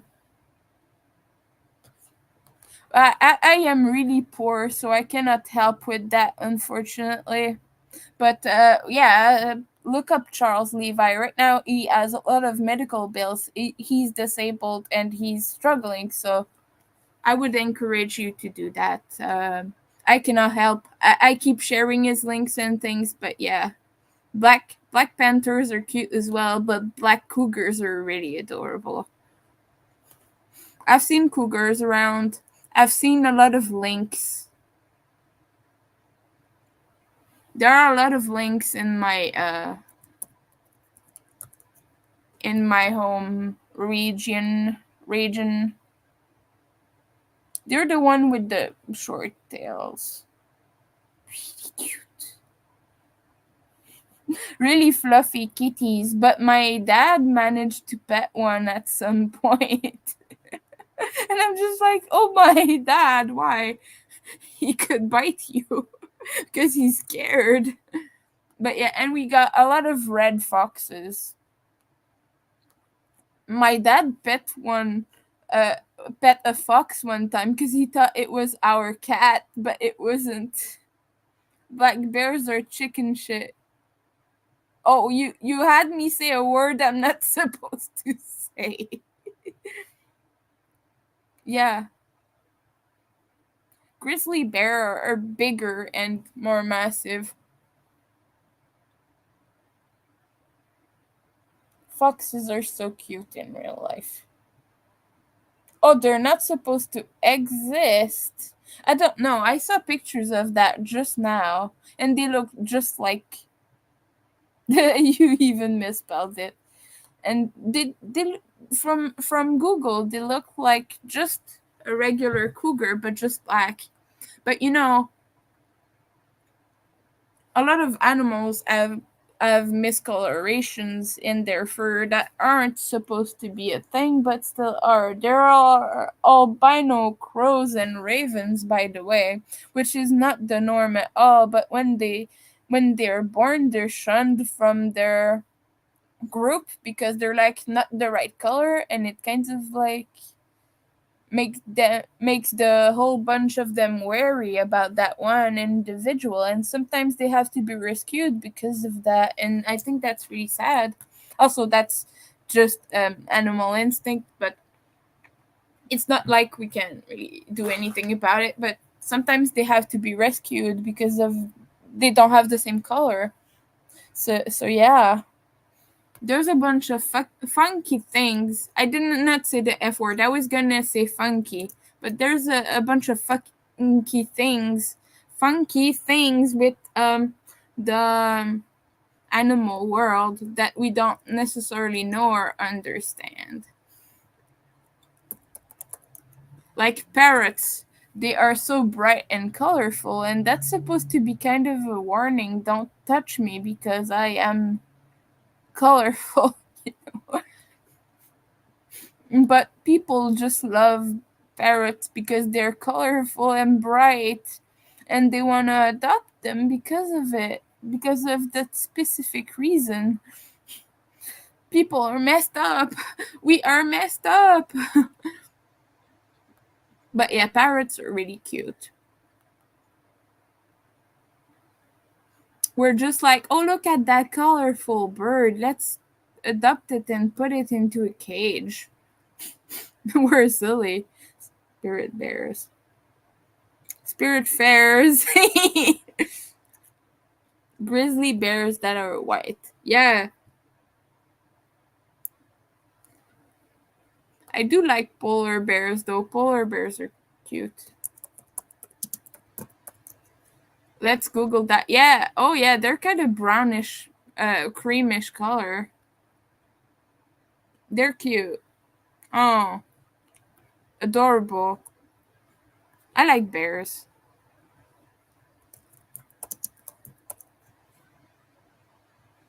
Yeah, polar bears are a little bit bigger and have like different shaped face.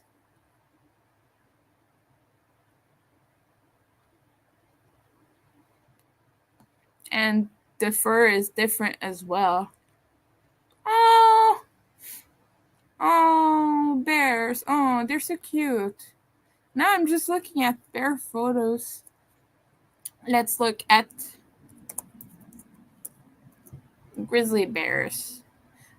More commonly known as brown bears. Black bear. Black bear are really notable because they have a very dark fur with a very light colored nose. Yeah, no, I know. I know. And one of my favorite bear is pandas. Not bead, bear. Bear. Panda bears. I love pandas. They are so adorable. because they look really fun and sweet, but they're really aggressive.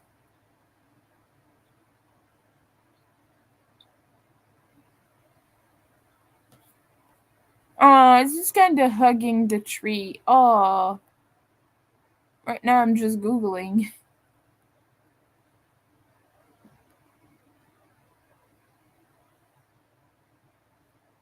Oh,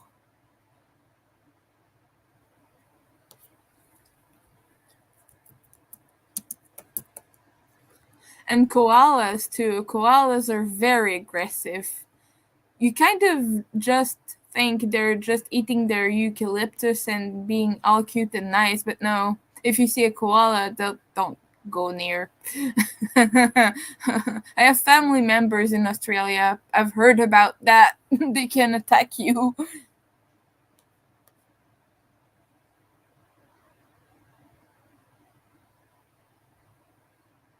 Yeah, they are aggressive. It's funny because I'm not even on the StreamYard page. I'm on Google right now, and we just talked about the exact same thing without knowing. I just saw your comment after mentioning them.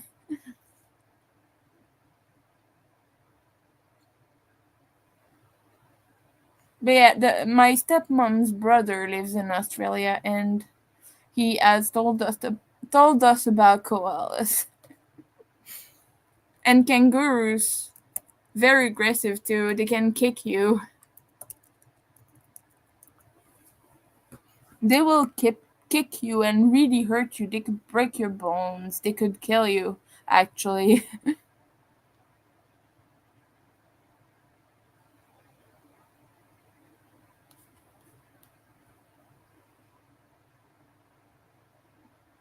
but yeah, I don't think I'll ever go to Australia. Not because I don't want to. I really want to, but that's like more than 24 hours plane trip. You basically have to stop in a specific place and then take another plane, transfer to another plane. So yeah. I'm looking at slippers now. Sorry about that. I'm looking at kitty slippers. Oh, those are cute. I'm gonna share the screen with you actually.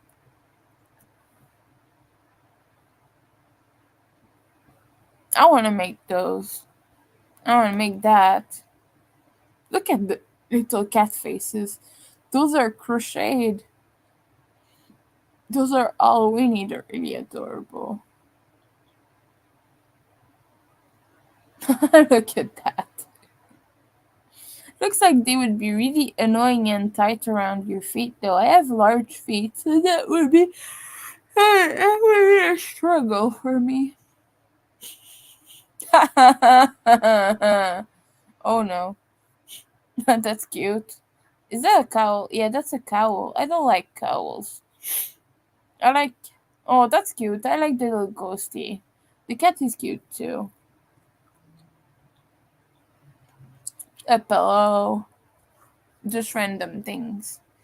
Granny slippers with kind of a granny square at the top.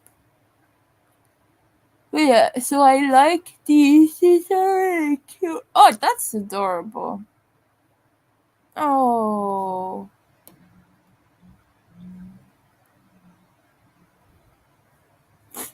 I like that. That little doll. Oh, there's a vampire here. Share this tab instead. Oh, that's knit. That's knitting. That's cute. Oh, I want to make that. Let's see. It's going ribbler. Getting tired right now. I'm gonna hide my face so I can nap on my desk. Oh, I have wheel here. Woohoo! Nothing. We win nothing. Great. Whoops! No luck. They do that every day now. They give coupons and things. I don't know when they'll stop. Hopefully soon, because they're gonna lose all their money giving us coupons. No, I'm just joking. But yeah, Ribbler has materials now, as you can see. You can buy things off there. And now it's international. It used to be just the US, but now they set it up so that everyone can buy stuff. So yeah, you can buy materials, and if you have a coupon from Ribbler, you can apply that Ferris wheel. I like that yarn, by the way. I've wanted it. But you don't really get nice product pictures, unfortunately. It's very limited how they did it. But yeah, I like the green one. I've seen it on the online brand's website, and it's really nice. It has a bunch of different shades of greens in it. It's really cute. Cute. Well, it's nice, pretty, beautiful. I miss adjectives. I need more adjectives. I've been wanting to buy It's a Wrap for a very long time. Curious to know if it's good because it's like a fine weight, right? It's like a cotton cake, but it is way shorter. It's only 623 yards. Usually the small ones are 800 meters, but that's like 570 meters. So that's like a tiny one. You could buy two and make something really decent sized, like a shawl or something. But yeah, this is designed to be a wrap. Obviously, you can tell by the name, but yeah. And right now, that's the only color they have. But for $31.99, that is not worth it. That's not a nice color.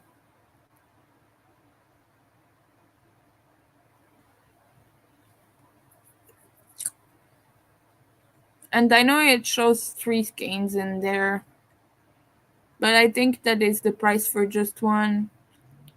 Unless it says, okay, just one ball. Okay, no, that's not what it says. Okay, it's a 3-pack. Okay, so it would be like $10 a piece. That's more reasonable. Yeah, that's more reasonable. I would buy that if it were in a different colorway. I don't really like that one, but they have a bunch. So yeah, we're gonna look at Ribbers deals right now because I like looking at yarn, and I like sharing deals with people that might interest them. Right now, Ribbler has really good deal. They have some 60%. So obviously what happens, it's powered by Joanne, right? So when you buy on Ribbler, you get taken to Joanne's checkout and you check out from there. I've not used it myself, but I've done the process just to see where it leads to. So you get redirected to Joanne's and you complete your purchase there. And so that's how it works. But right now, Big Twist um, is discounted to 60%. So right now it is 4 Canadian dollars. That's a good price. I don't know how it is in USD. You would have to check for yourself if you're from the US, obviously. But yeah, they don't have all the colorways, but they have like the most popular ones on Ribbler. You have all these nice toned down colors here. Lavender. I like this one. Wine. It's a very pretty red. Teal. White. You don't even have black. Oh, but you have gray, though. That's good. Gray is good. Claim freebie. Oh, I want that.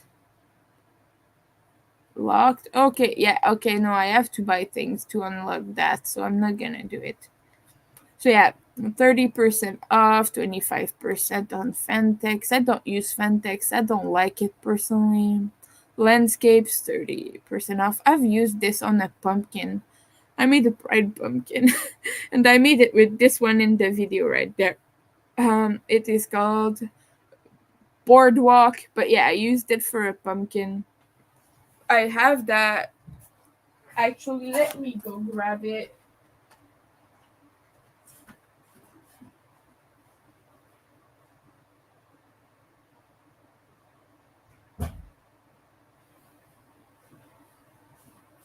You will see my pride pumpkin. It's really cute. I made it with landscapes, and this is it breaks when you pull on it. So here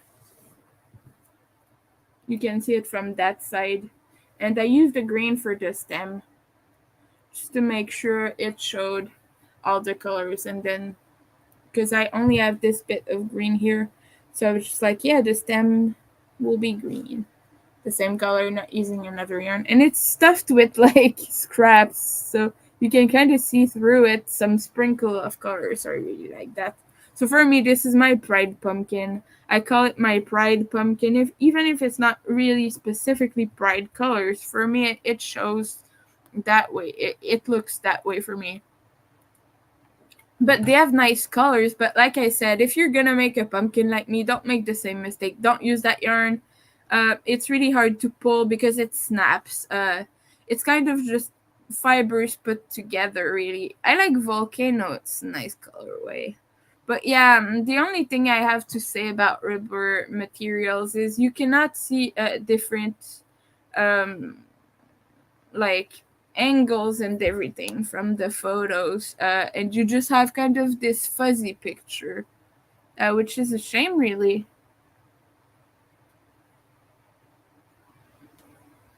Blue Lagoon, Mountain Range. I don't like that one, but I do like Blue Lagoon. It's beautiful. Oh, Desert Spring. I've been looking for more colorways like these, like brownish, greenish, things like that. Naturey colors, you know. Apple Orchard. This one is really bright. I don't know what I'd do with that. And you have Super Saver, 35% off. Those are packs of yarn, so they are more expensive because you get like a few skeins. Ombre. Lisbeth. Oh, I own some of this. I have the rainbow one actually. Um, it's not on here, but yeah, I have a bunch of the rainbow one. Mandala. I'm gonna put the pumpkin back before I forget. Before it crowds my desk again.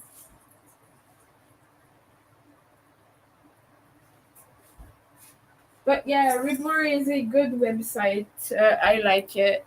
I enjoy shopping on there. I mostly look for patterns, and I have a ton of free patterns. But yeah, Sugar and Cream is 25% off. That's a really good yarn. If you want to make anything kitchen related, that is perfect. They just have two colors here right now.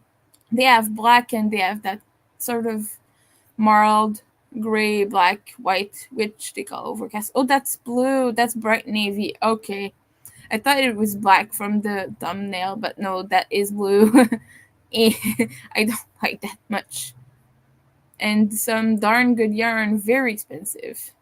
So right now, usually that's $20 for a cake of that. That's the Sunset Lovers yarn that I have. The black and rainbow one that I showed you, leather. That's what I have, but in a different color. I have like 7 skeins of that. You kind of like that one yourself. It depends what it would be before. You could use Joanne's to order. Yeah, but yeah, they ship to Canada. But sometimes on Ribbler, you have deals that you wouldn't have on Joanne because they have specific coupons that are exclusive to Ribbler. So that's why it's nice. Kind of look like shoelaces. Yeah, it does. Yeah. Oh, you're welcome. I like this platform, but more for the designer features. I could show you a little bit actually after I'm done looking at the deals here. Nap time. I want a nap right now, I'm not gonna lie. But if I do, I'm gonna mess up my sleep schedules again. So, oh, $30 for 2 skeins. They're cheaper on the Lion Brand's website right now. For $40, you get 3 skeins, and that is cheaper. So that's $5 cheaper. It's not much, but yeah. Oh, from your home. That's good. I want to know more different sizes of yarn. Like, I want to check the super bulky. I want to see if there are nice blanket yarns on here. Juicy couture. I've not heard of that before. Let's see what it is. See, the pictures are all blurry. It's hard to see what you're shopping. Licorice. Yeah. Okay, this is like velvet yarn. We call it velour. Big twist. I kind of like this color. Oh, this is the Christmas one. Oh, I want that. I've been wanting that quite a bit. I like it. Oh, I love that one. Oh, look at the colorway. Okay, so this is called. Okay, no, it's not the colorway. It's the type. The name of the yarn. Look at the name of the yarn. It's winter. I like that. It's called winter. Oh, I like that green. Let me show you the whole skein. Oh, that one is really good. This is like a candy cane. I need these colors so much. I wish I was rich. They have a nice red.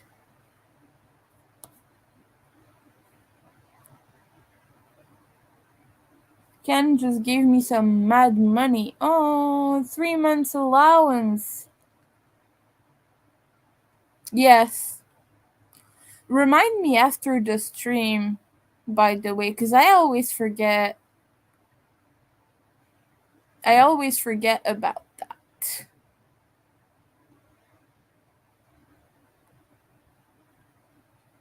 Oh, no, no, no, no, no, no. Stop the videos, please. I want that colorway. I love it. I don't know what the hell I'm gonna do. I don't know what I'm gonna do with this if I ever get my hands on it. But I like this. I want this. It's so colorful, crazy, and fun. But there's no projects I would ever want to do that would use that. I mean, I could think of some things. That's kind of too classic for me. That's beautiful, but it's too classic. Wait, it's called Strawberry Sherbet. Okay. But yeah, I know I could do some crazy stuff with that, but also like I wouldn't be interested in the final result. I just want to stim and look at the yarn. That's what it is. But it's just a lovely colorway. I'm attracted to very colorful stuff like this. But yeah, right now it is 40% off. So people, big twist. What? I clicked on it once. Okay, let's go around it and do it that way then. 8 stop. But yeah, this is Big Twist Plush. And it is 40%. So if you make big plushies or anything with blanket yarn, just know that it's there right now. And they have good discounts. So even Burn a Blanket is less discounted right now. I hate Karen Simply Soft. It makes me cry. I'm just kind of showing off things I like right now. Seeing if there's any good discounts. I like this. This is free. But yeah, they have a lot of darn good yarn on here. Which is surprising. But yeah, usually they're like $20 a piece. We're gonna type darn good yarn, and see everything buy that brand. So yeah, the ones that have discounts right now are not really that pretty in my mind. They don't even have sunset lovers. What a shame.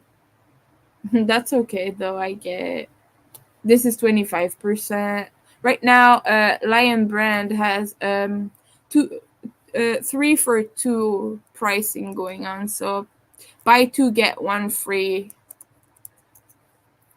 That's going on right now. It's up for 17 hours. So if you want to check Lion Brand and there are yarns that you want from their website, go over there now and get them, because see, offer ends 17 hours. So that is soon. Yeah. So yeah, that is happening very soon. Happening, I mean ending very soon. Mandala, 45% off. They have nice colorways though. They have like this here. Stop the video, it's distracting. This is Ola Joe.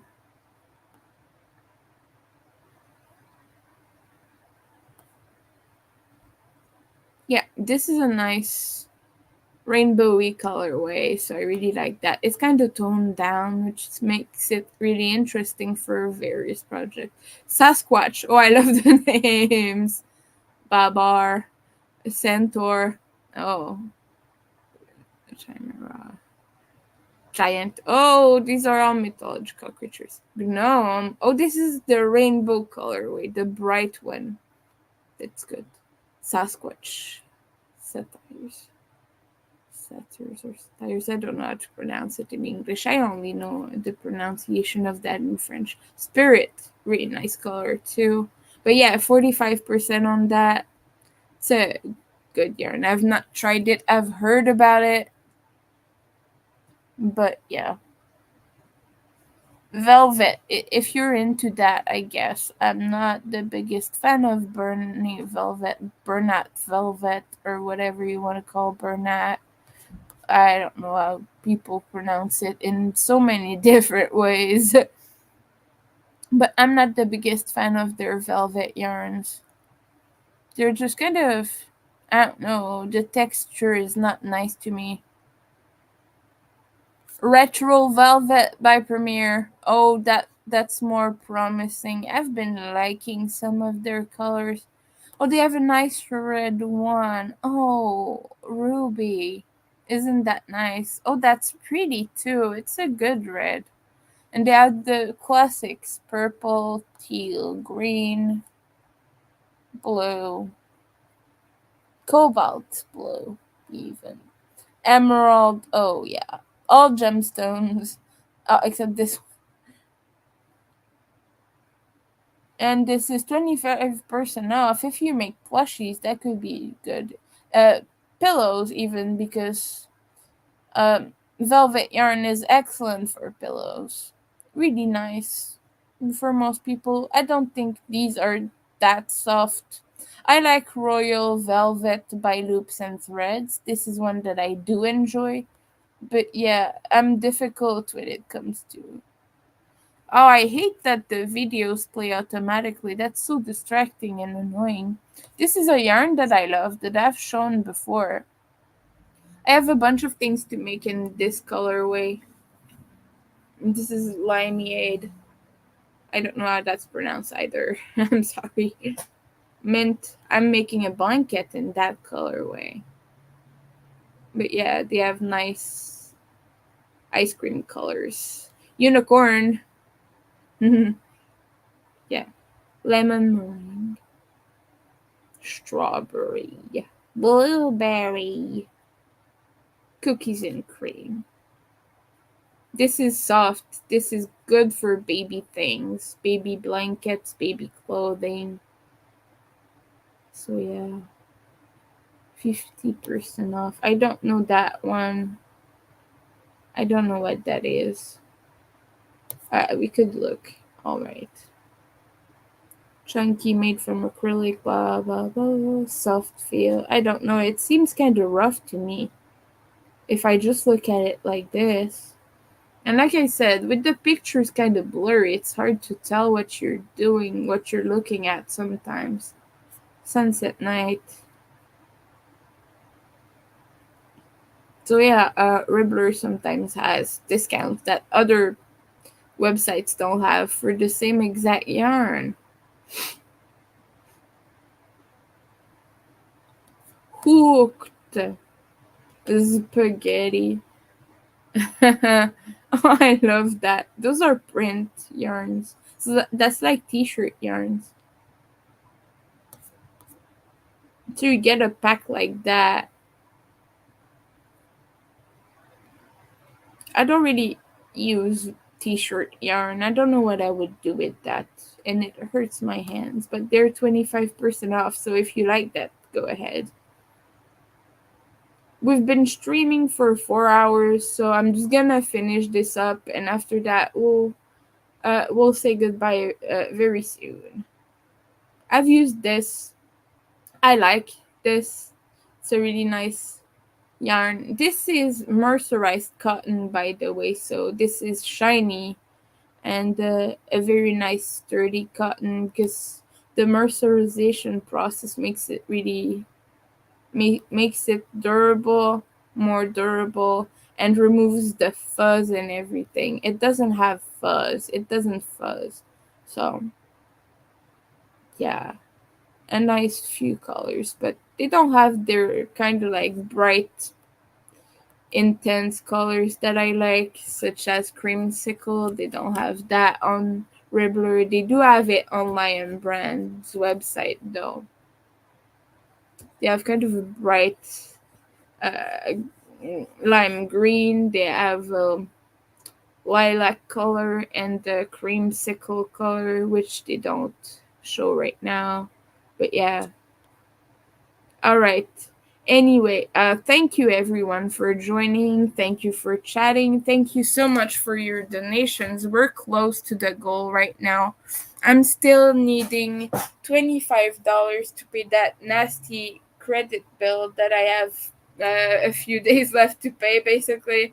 But I'm confident we're gonna make it. Thank you so much, everyone who's helped with that. I couldn't be more grateful. And I'll see you all soon, and I hope you have an excellent rest of your day.